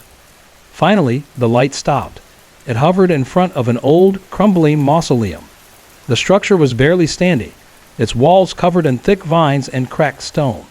None of us dared to move closer, but we couldn't tear our eyes away from it. Then, without warning, the light vanished. The darkness that followed was overwhelming. It consumed everything around us, complete and suffocating.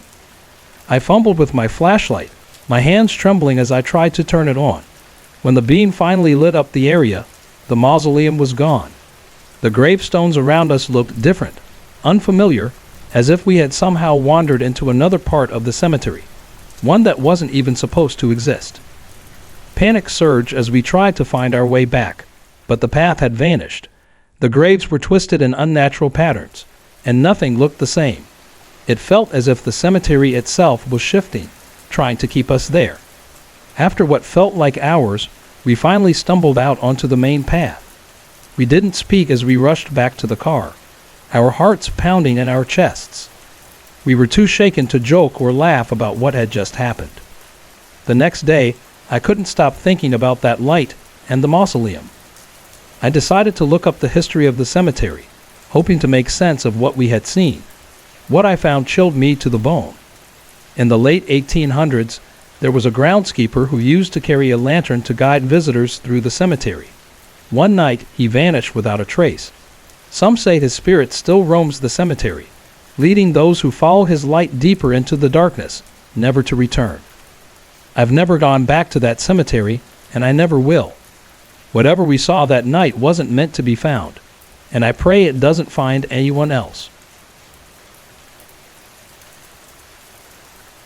During my time at university, I found a small studio apartment in a quiet neighborhood on the outskirts of Pine Lake, a sleepy town that seemed like the kind of place you could disappear in. The apartment was in an old, two-story building that had its charm, but it was also worn down. The wooden floors creaked with every step, and the vintage fixtures in the bathroom seemed more antique than functional. The walls were thin enough to hear my neighbors' conversations, and there was always a draft, but it was affordable. I was just grateful to have a space of my own. One evening, I was up late, finishing a paper for my History of American Folklore class. The clock on my desk read 12:15 a.m. when I heard it, a faint knock at my door. It was so soft at first, I thought I'd imagined it, but then it came again, a little louder this time. I froze, my hands hovering over the keyboard, heart racing. No one ever visited me that late, and I certainly wasn't expecting anyone. Slowly, I stood up and crept toward the door, cautiously peering through the peephole. The hallway outside was empty. I stood there for a moment, breath shallow, waiting for the knock to come again. Maybe it was just a neighbor who had knocked by mistake, I thought. After a minute or two of silence, I returned to my desk, trying to focus on my paper. But then it came again. This time, the knocking was louder and more deliberate. My chair scraped the floor as I jumped up and rushed to the door, pressing my eye to the peephole. The hallway was still empty. No one was there. "Hello," I called out, my voice trembling slightly. "Who's there?" No answer. Just another knock. This one louder, almost urgent. My stomach twisted with unease, and I backed away from the door. Then, all at once, the knocking stopped. The silence that followed felt thick and oppressive, and I couldn't shake the feeling that something, or someone, was still waiting just outside. I couldn't focus on my paper after that. Eventually, I fell asleep on the couch, too afraid to stay near the door. The next morning, I checked the hallway as soon as I woke up. There was no sign anyone had been there. No scuff marks, no notes, nothing out of place. I even asked a few neighbors if they'd heard anything strange, but they hadn't. That night, it happened again. At exactly midnight, the knocking returned, louder and more insistent. My heart raced as I approached the door, hoping to catch a glimpse of whoever, or whatever, was behind it. But when I looked through the peephole, the hallway was empty. The knocking continued, sharp and unrelenting, each one more forceful than the last. "Who's there?" I called out, but the only response was silence. Then the knocking stopped again, leaving me alone in the thick quiet that seemed to press in on me. Every night after that, the knocking returned, each time at midnight, growing more intense with each passing night. One evening, the soft graps turned into full-on pounding, shaking the door so hard I thought the hinges might give way. I couldn't bring myself to open the door, but I could hear faint whispers on the other side, soft, unintelligible murmurs that sent chills down my spine. The next day, I told my landlord about what had been happening. His face darkened, and he hesitated before speaking. "You're not the first tenant to complain about that," he said quietly. "A few years ago, a man rented the apartment. One night he just vanished. No one ever found out what happened to him, but some people around here, they say he's still trying to come back." That was enough for me. I packed up my things and broke my lease, moving out before the month was up. Since leaving that apartment, I've never experienced anything like it again. But the sound of those midnight knocks and the whispers that followed still haunt me. Whatever, or whoever, was on the other side of that door, I'm grateful I never opened it. When I was 25, I decided to take a weekend trip to a quiet little town nestled in the rolling hills of Vermont. I needed a break, a chance to unwind, and the town seemed perfect for that. I booked a room at a charming bed and breakfast, an old Victorian house turned in that had its own share of stories to tell. The owner, Mrs. Davis, was a warm, kind woman in her 60s. She greeted me with a cup of tea and a few stories about the house's long history, though she seemed a little hesitant when I asked too many questions. My room was on the second floor, at the very end of a dimly lit hallway. The floor creaked underfoot as I walked past antique furniture, faded photographs, and framed paintings. Across from my room was a door, unmarked, old-fashioned, and locked. It stood out, almost as if it were waiting for me to notice. Curious, I decided to ask Mrs. Davis about it the next morning during breakfast. "Oh, that's just an old storage room," she said, her smile wavering. "It hasn't been used in years." Her response was casual, but there was something about the way she quickly changed the subject that made me uneasy. I told myself I was overthinking things and spent the rest of the day wandering around the town, trying to shake off the feeling that something wasn't quite right. Later that evening, as I returned to my room, I noticed something strange. The storage room door, which had been tightly shut earlier, was now slightly ajar. I hesitated, staring at the narrow crack. The air near the door was unnervingly cold, much colder than the rest of the hallway. I could feel a chill running down my spine as I stared into the darkness beyond. I hurried back to my room, locked the door, and tried to forget what I'd seen. Around midnight, I was suddenly woken by the soft sound of footsteps echoing through the hallway. At first, I thought it was another guest returning late, but the footsteps were slow and deliberate, almost as if someone was pacing outside my door. My heart pounded in my chest as I held my breath, straining to listen. The footsteps stopped just outside my room, and then I heard the faintest creak. The door to the storage room had opened wider. My curiosity got the best of me. I cracked open the door to take a peek. The hallway was eerily empty, but the storage room door was now wide open. With a pounding heart, I stepped out into the hallway and cautiously made my way toward it. Inside, the room was dimly lit by the pale glow of moonlight streaming through a dusty, cracked window. The room was completely empty, except for an old wooden chair sitting alone in the center of the room. The air in the room felt thick and oppressive, almost as if the room itself were holding its breath. A strange coldness wrapped around me, sending a shiver down my spine. I couldn't shake the feeling that someone, or something, was watching me from the shadows. "Hello," I called out softly, my voice trembling. There was no answer. The silence in the room was deafening, and the temperature seemed to drop even further. Every instinct told me to leave, so I quickly backed away, shutting the door behind me as I fled back to my room. I locked the door, but sleep wouldn't come. The night felt endless. The next morning, as I checked out, I hesitated before mentioning what had happened to Mrs. Davis. Her face fell when I brought it up, and she sighed deeply. "That room hasn't been used in decades," she said, her voice low. "The last person who stayed in there disappeared. We keep it locked now, but sometimes it doesn't stay that way."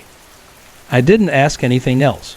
I grabbed my things, paid, and left the inn without a word. As I drove away, I couldn't shake the feeling that something had been watching me the entire time. To this day, I still wonder what was in that room, or who, and I'm thankful I left before I had to find out. During my college years, I spent countless nights studying in the old library on campus. The building was massive, with several floors and countless rows of books stacked high, some of which hadn't been touched in years. Most students avoided the top floors because they were outdated and dimly lit, with a sense of eeriness hanging in the air. But I didn't mind. I found the solitude peaceful and appreciated the quiet space to focus. One night I was working on a research paper on the 4th floor, tucked away in a corner. The library was nearly empty, and the only sound was the soft hum of the fluorescent lights above. I had been there for hours when a strange feeling crept over me, like someone was watching. I glanced around but saw no one. I brushed it off and kept working, but then I heard it. Footsteps, slow and deliberate, echoing through the aisles. My first thought was that it might be a security guard making their rounds or another student heading to the bathroom. "Hello," I called out, but there was no response. Curiosity mixed with unease as I stood up to investigate. I walked to the end of the nearest aisle, but it was completely empty. Yet that heavy feeling of being watched lingered in the air. Feeling uneasy, I quickly began gathering my things, eager to leave the silence behind.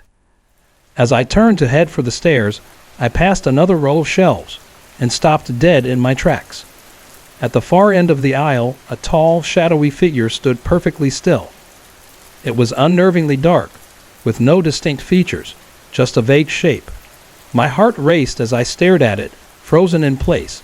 The air around the figure felt thick, almost suffocating, as if the space itself was holding its breath. I blinked, and in that instant, the figure vanished. I didn't hesitate. I grabbed my bag and rushed down the stairs to the main floor, where a few students were still studying. The presence of others calmed me, but I couldn't shake the image of that figure from my mind. The next day, I mentioned what had happened to a friend of mine. Her eyes widened when I told her, and she said, "That sounds like the ghost of the 4th floor. People have been talking about it for years." She went on to explain that a long time ago, a student had tragically taken their own life in one of the study areas on the 4th floor. Ever since then, strange occurrences had been reported, books inexplicably falling from shelves, footsteps echoing when no one was around, and shadowy figures appearing in the dark corners of the floor late at night. I never returned to the fourth floor after that.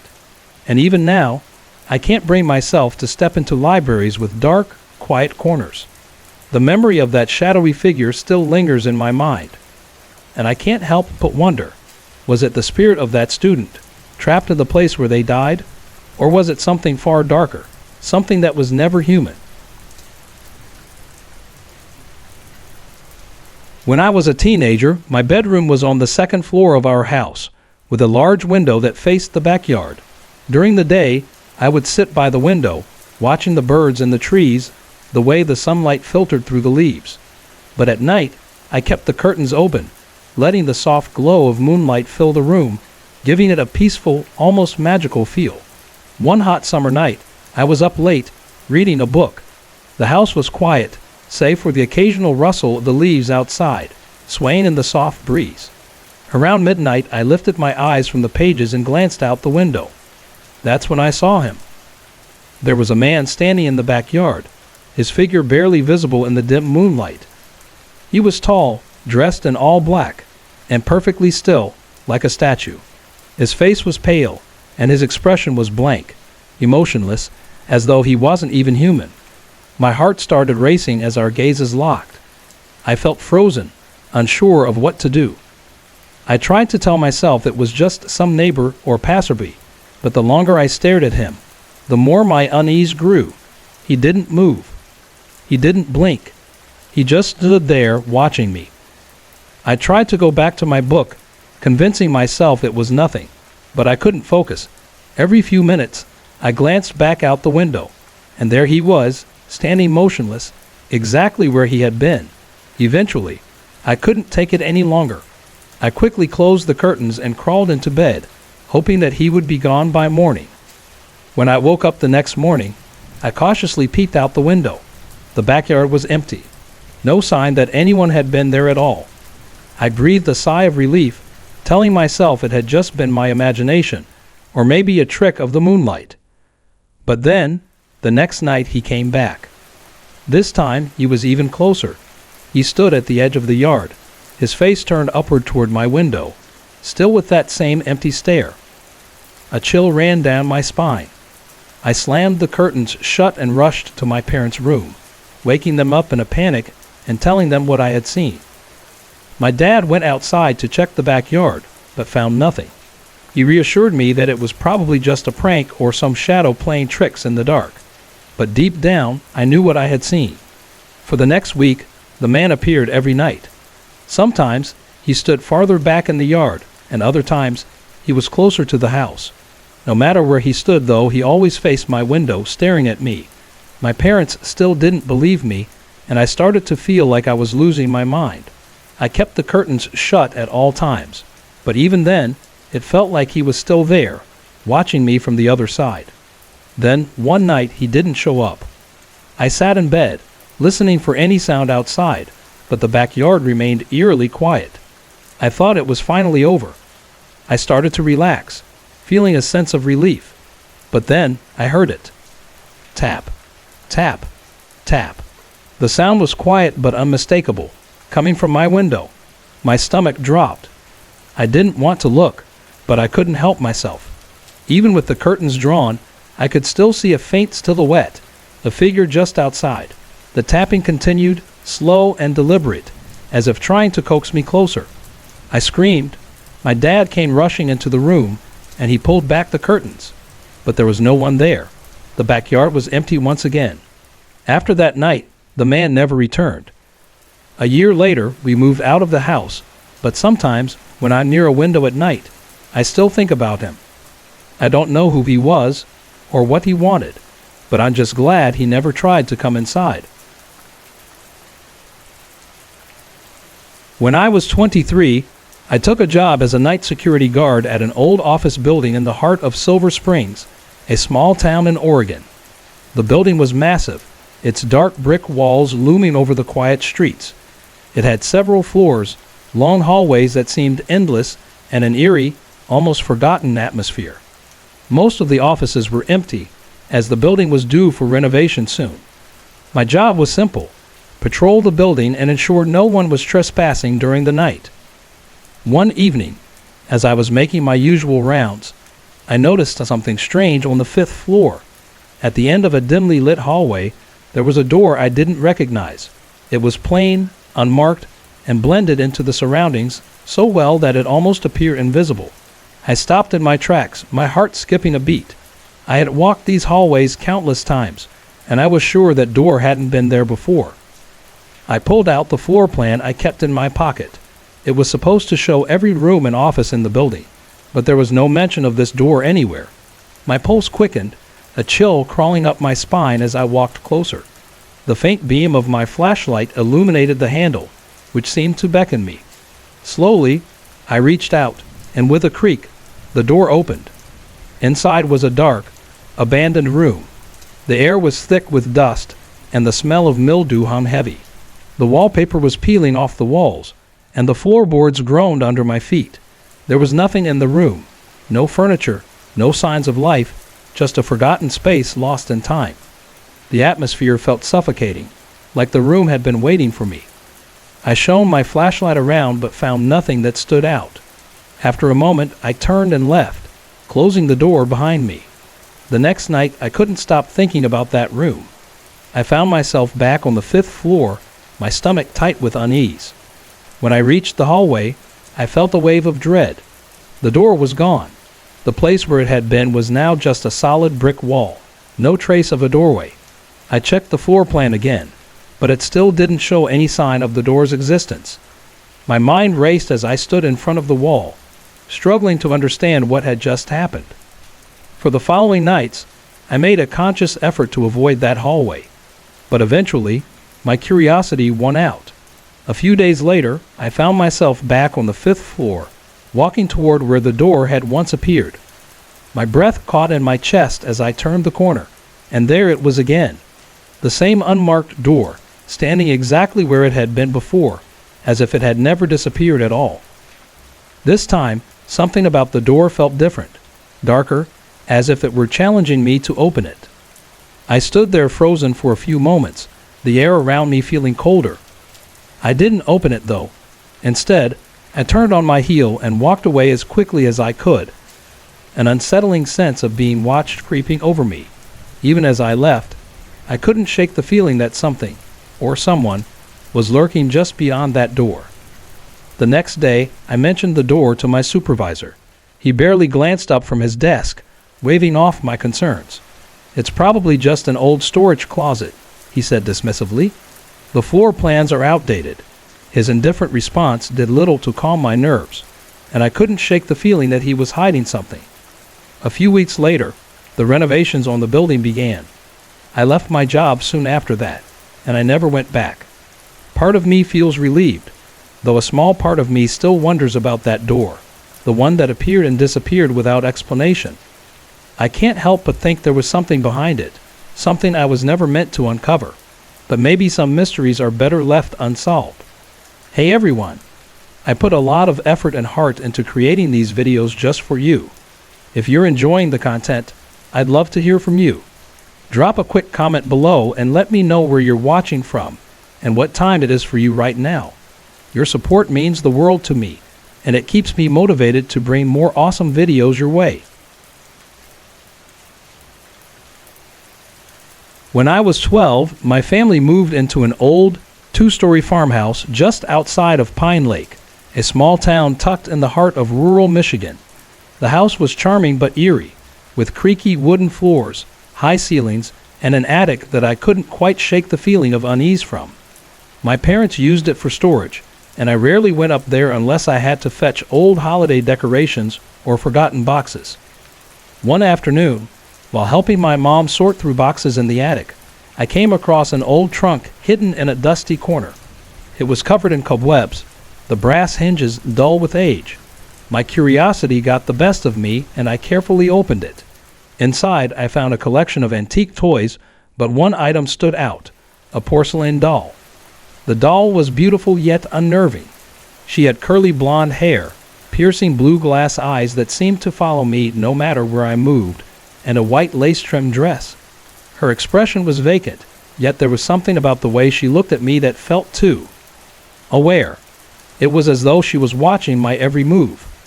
"Can I keep this?" I asked my mom, hoping the doll might make an interesting addition to my room. "Sure," she replied with a casual shrug. "Just clean it up first." That night, I carefully placed the doll on a shelf in my room and decided to name her Lily. I tried to ignore the unsettling sensation she gave me, chalking it up to my imagination. For the first few nights, nothing strange happened. But then, the noises started.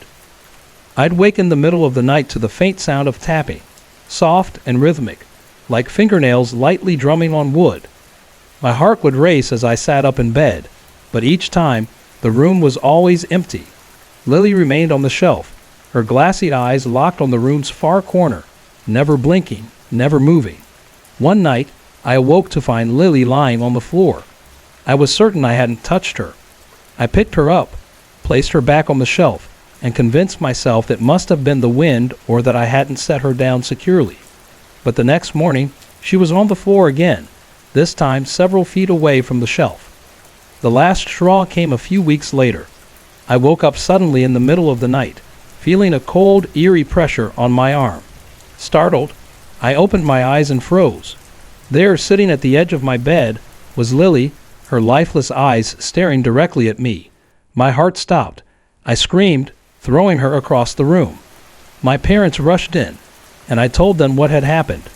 My dad chuckled, thinking I'd simply had a bad dream, but my mom's face went pale. She suggested we put the doll back in the attic, and I was more than happy to comply. Once Lily was returned to the trunk, the strange occurrences stopped. But even then, I avoided the attic as much as possible. Whenever I had to go up there, I could feel her presence, as though she was waiting for me to take her back. Years later, when we moved out of the house, my parents sold most of the things in the attic, including the trunk and Lily. I never knew who took her, but I often wondered if they experienced the same terrifying events I did. Whatever dark energy was attached to that doll, I was just glad it was no longer a part of my life. When I was 17, my family rented a cabin near a secluded lake in the mountains of North Carolina for the summer. The area was picturesque. Dense pine forests surrounded the lake, and the nearest town, Pine Hollow, was miles away. It felt like the perfect escape, a quiet retreat far from the hustle and bustle of everyday life. The first few days were exactly what we had hoped for. We spent our time swimming, fishing, and enjoying the serenity of the lake. At night, the only sounds were the chirping of crickets and the occasional hoot of an owl in the distance. It was peaceful, comforting, even, until one evening when something strange happened. As we sat around the campfire, I noticed a peculiar light on the lake. At first, I thought it was the reflection of the moon on the water, but this light was different, too bright and moving in ways that didn't quite make sense. It hovered just above the surface, glowing a soft golden hue. When I pointed it out, my parents dismissed it, suggesting it was probably just a trick of the light or maybe the headlights of a boat passing by. But the next night, the light returned. This time, it wasn't just one. Several smaller lights appeared, all golden, dancing across the water in coordinated patterns. They moved together like they were part of some kind of routine, almost as if they were putting on a show. My mom thought they might be fireflies, but my dad, always the skeptic, reminded her that fireflies don't hover over water like that. I couldn't resist the pull of curiosity. I decided to get a closer look. Grabbing a flashlight, I walked down to the edge of the lake. As I drew near, the lights suddenly stopped moving, hanging in midair just above the water. For a brief moment, it felt like they were watching me, waiting. "Hello," I called out, my voice trembling. The lights didn't answer, but they began drifting closer to the shore. The air around me grew chillier, and the usual nighttime sounds, the crickets, the rustling of leaves, ceased altogether. The silence was thick, unsettling. Just as the lights reached the edge of the water, they vanished, as if someone had flipped a switch. I stood frozen for a moment, unsure of what to do next, before I quickly turned and ran back to the cabin. I told my parents what had happened, but they were doubtful, brushing it off as my imagination. Over the next few nights, the lights appeared again, always at the same time and in the same spot. My dad even took the rowboat out to investigate, but as soon as he was on the water, the lights wouldn't show up. They only appeared when no one was nearby, almost as if they were deliberately avoiding us. On our last night at the cabin, the lights came back, brighter and more intense than before. They pulsed in a strange rhythm, growing larger and more vivid, before suddenly vanishing for good.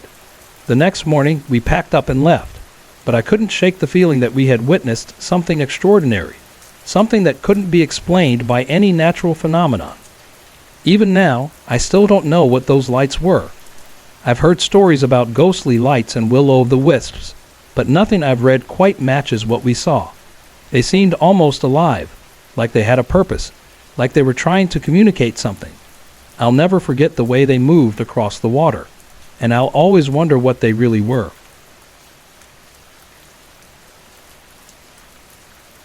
When I was younger, my family moved into an old farmhouse on the outskirts of a small town in northern Michigan. The house was beautiful, surrounded by acres of fields and a dense forest that seemed to go on forever. But there was always something off about it, an unsettling vibe that none of us could shake. My bedroom was on the second floor, with a large window that overlooked the front yard and an old, winding dirt road that disappeared into the woods. One cold autumn night I lay in bed, restless and unable to sleep. The house was eerily quiet, the only sound coming from the soft rustling of the trees outside as the wind picked up. I turned over, staring out the window, when I saw it, a face. It was pale, almost sickly, with dark, hollow eyes and a twisted grin. The figure was standing outside, its face pressed up against the glass. My room was high up on the second floor, and there was no way anyone could be standing there without a ladder. Yet there it was, staring at me, unmoving. I froze in terror, my heart pounding in my chest. I couldn't tear my eyes away, even though every part of me screamed to look away. After what felt like an eternity, I finally reached for the lamp on my nightstand, my hands trembling. As soon as I flicked the switch, the face vanished, leaving only the reflection of my own wide-eyed terror in the glass. The rest of the night, I stayed curled under my covers, too afraid to look out the window again. The next morning, I told my parents what happened, but they brushed it off, telling me it was just a bad dream. My dad even went outside to check for any signs, but he found nothing, no footprints, no evidence of anyone being out there. For weeks, I kept the curtains drawn tight and slept with the light on. The feeling of being watched never left, even during the day. I could still feel it, the way my eyes would dart to the corners of the room whenever I was alone. Then, one night, it happened again. I woke up to a light tapping sound on the window. My stomach churned with dread as I slowly turned to look. The face was back, its empty eyes locked onto mine. This time, the crooked smile was even wider, twisted into something far more sinister. I screamed, my voice echoing through the house. My parents rushed in, and by the time they flipped the light on, the face was gone. My mom tried to comfort me, but my dad looked pale, his eyes wide with fear. He stayed up that night, sitting in a chair by my window with a flashlight, determined to catch whoever, or whatever, it was, but nothing appeared. After that night, the face never returned, but the feeling of being watched never went away. Even during the day, I'd occasionally catch strange movements in the corners of my vision, or hear whispers that seemed to come from nowhere. It was as if the house was alive, watching, waiting. Years later, when I finally asked my dad about the house, he admitted that he'd felt something strange too. He told me the previous owner had warned him about weird occurrences, but never said anything more. After a few years, we moved out, and I never experienced anything like it again. But every time I'm near a window at night, I can't help but remember that face. Whoever, or whatever, it was, I can only hope I never see it again. When I was 16, I spent a summer at my grandparents' house in a quiet little town in the Appalachian foothills. Their house was an old, creaky farmhouse, nestled at the edge of a dense forest. The floors always groaned beneath my feet, and the scent of aged wood hung in the air. The basement, with its dim lighting and musty atmosphere, always gave me an uneasy feeling. My grandmother loved to share stories about the house, but there was one thing she never mentioned: the old chest locked away in the far corner of the basement. The chest was massive, made of thick oak with rusted iron bands, and it sat quietly in the shadows.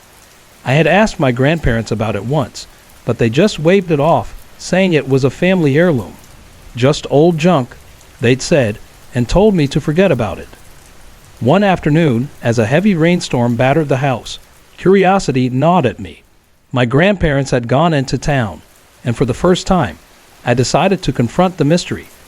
I grabbed a flashlight and some tools, and made my way to the basement. The air was thick with dampness, and the sound of rain against the windows only added to the eerie atmosphere. It took some effort, but I eventually managed to break the rusted lock. The moment I opened the chest, a damp, musty smell rushed up, as if the chest had been sealed for ages. Inside, there were old clothes, some yellowed photographs, and a small wooden box tucked away beneath everything. The box was intricately carved, its surface worn by time. Inside the box were letters, dozens of them, tied together with a fraying ribbon. They were addressed to a woman named Clara and written by someone named James. At first, they seemed innocent enough, filled with the kind of sweet, longing words you'd expect in a love letter. But as I read on, something dark began to seep through the lines. James wrote about hearing strange sounds late at night, about feeling watched, and seeing shapes move in the corners of his vision. The last letter was especially chilling. It ended with a single unsettling line: "I know what you've done." A cold shiver crawled up my spine. The air in the basement grew thick and heavy, as if the room itself was closing in on me. I felt as though someone was watching me from the shadows. I quickly shoved everything back into the chest, slammed the lid shut, and ran upstairs, my heart racing in my chest. That night, I couldn't sleep.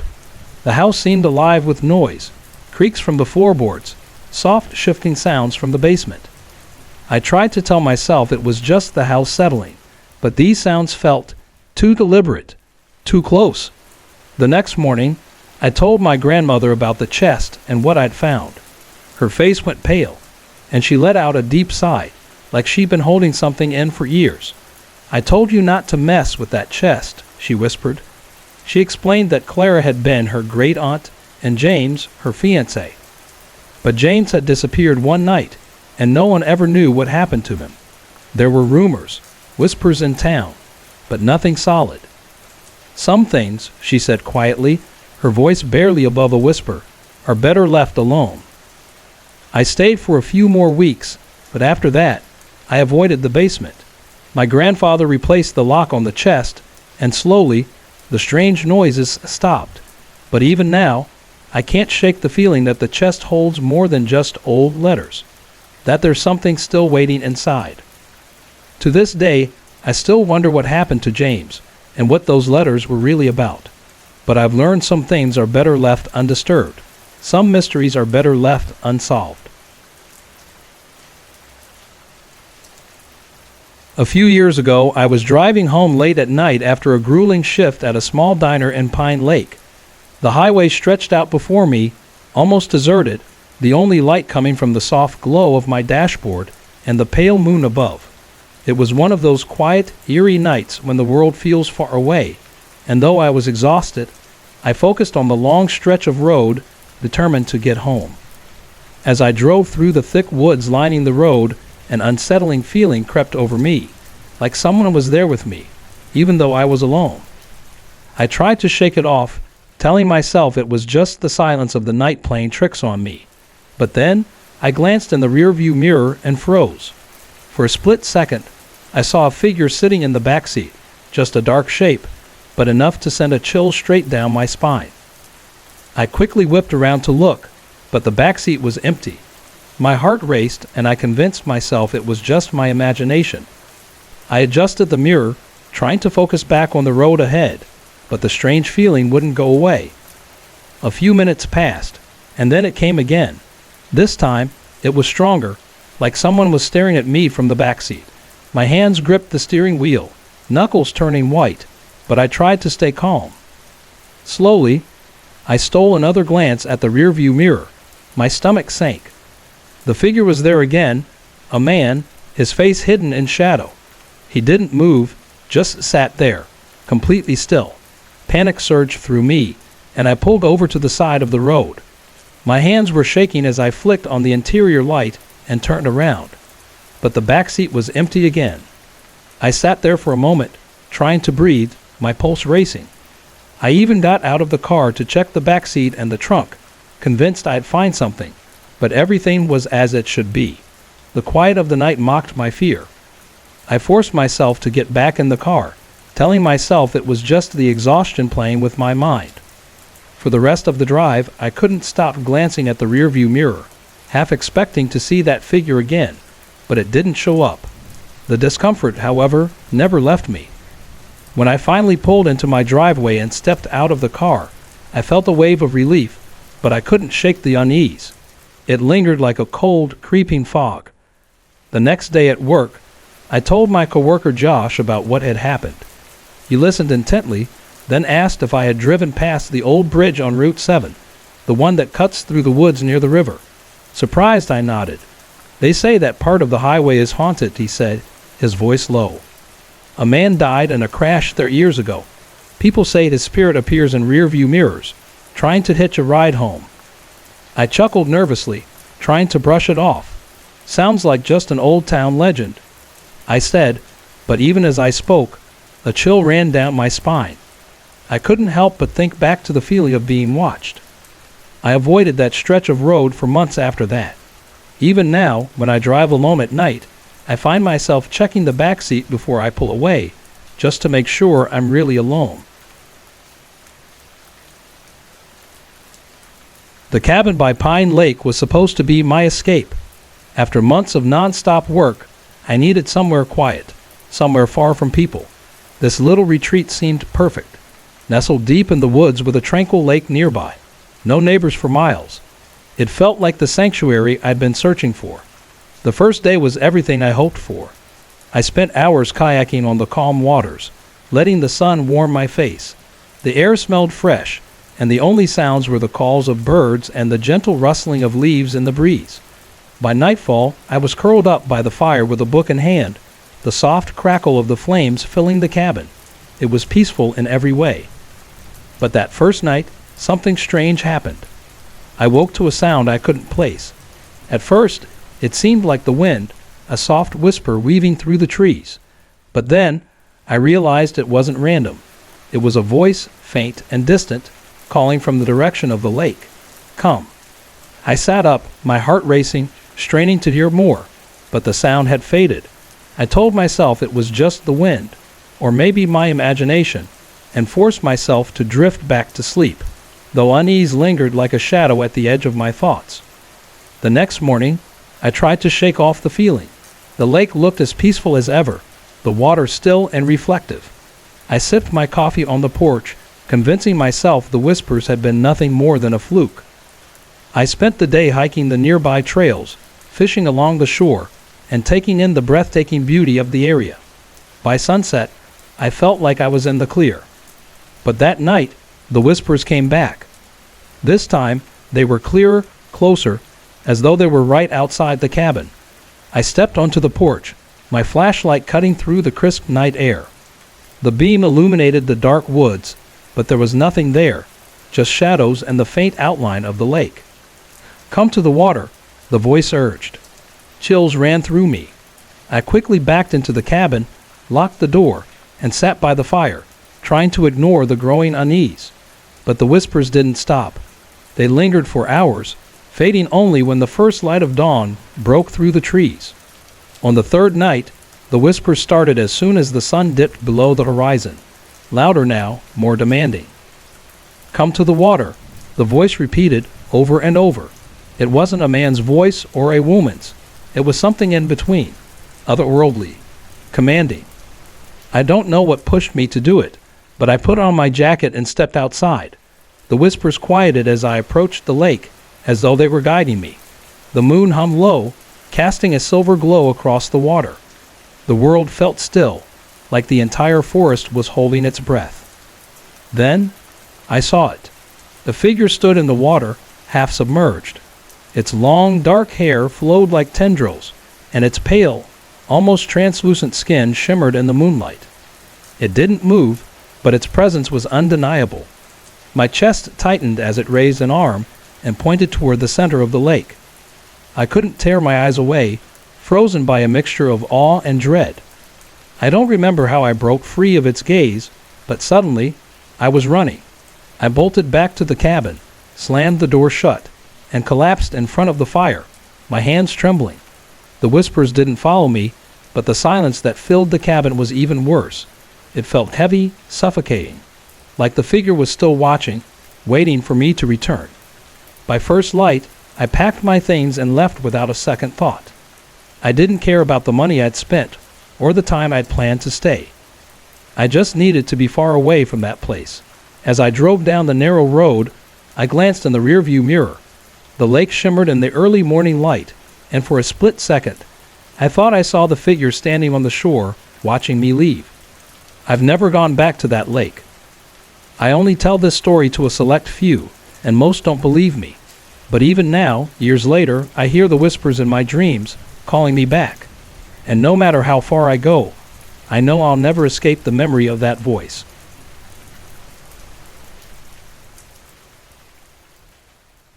When I started my first teaching job in Pine Lake, I was assigned to an old school that stood at the edge of town, its stone walls weathered by time.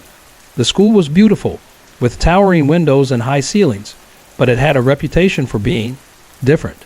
People whispered about strange noises, lights flickering in the middle of the night, and cold spots that would appear out of nowhere.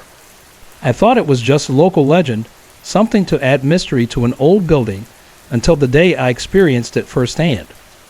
My classroom was on the third floor, tucked away at the very end of a long, narrow hallway. The room was bright and spacious, with large windows that overlooked the sports field. I loved the open feel, but from the moment I stepped in, something wasn't quite right. There was an odd echo to the space, as though my voice wasn't just bouncing off the walls, but being repeated by something unseen. At first, I chalked it up to the quirks of the building. After all, it was an old school. Things like that were bound to happen, right? But as weeks went by, I began noticing more strange occurrences. On evenings when I stayed late to grade papers or prepare lessons, I'd hear faint whispers, just out of reach of comprehension. It was like soft voices, too distant to make out, but their presence was undeniable, and they made me feel uneasy. One evening, as I worked alone in the classroom, the whispers grew louder. It wasn't clear enough to understand, but the voices overlapped each other, rising with an urgency I couldn't ignore. I froze, my pen hovering above the paper as the room, which had once felt so welcoming, grew cold. The air felt thick, almost suffocating, as if something was watching me from the shadows. "Hello," I called out, trying to keep my voice steady, though I felt far from brave. The whispers stopped immediately, leaving behind an oppressive silence. I didn't waste another second. I gathered my things and left in a hurry, locking the door behind me. The next morning, I shared what happened with Mrs. Carter, another teacher who'd been there longer. She gave me a tight, nervous smile before saying, "Oh, you've heard it too. That room's always been different. Some say it's haunted, but nobody knows why." Her words lingered in my mind, so I decided to research the school's history. What I found sent a chill down my spine. During the Spanish flu outbreak in 1918, the school had been reproposed as a makeshift hospital. The third floor, where my classroom was located, had been the ward for critically ill patients. Many of them died there, alone and forgotten. The whispers, I realized, weren't just a strange quirk. They were the voices of the past. The sadness that hung in the air was no longer just unsettling. It felt like a cry for help, a plea from those who had suffered and died within those walls. Maybe they were trying to be heard, trying to make sure they were remembered. From that night on, I avoided staying late in the classroom. As dusk settled and the school grew quiet, I knew the whispers would return. Eventually, I was reassigned to a new classroom on the first floor. The whispers stopped, and I felt a strange sense of relief, mixed with a twinge of guilt. It was as if I had left something unfinished, something that still lingered in that room, waiting to be acknowledged. I haven't gone back to that school since, but I often think about that room, and the people who died there? Were the whispers a desperate call for help, or just memories trapped in the walls, forever echoing in the darkness? I'll never know for sure, but the voices, their sadness, their yearning, will stay with me forever.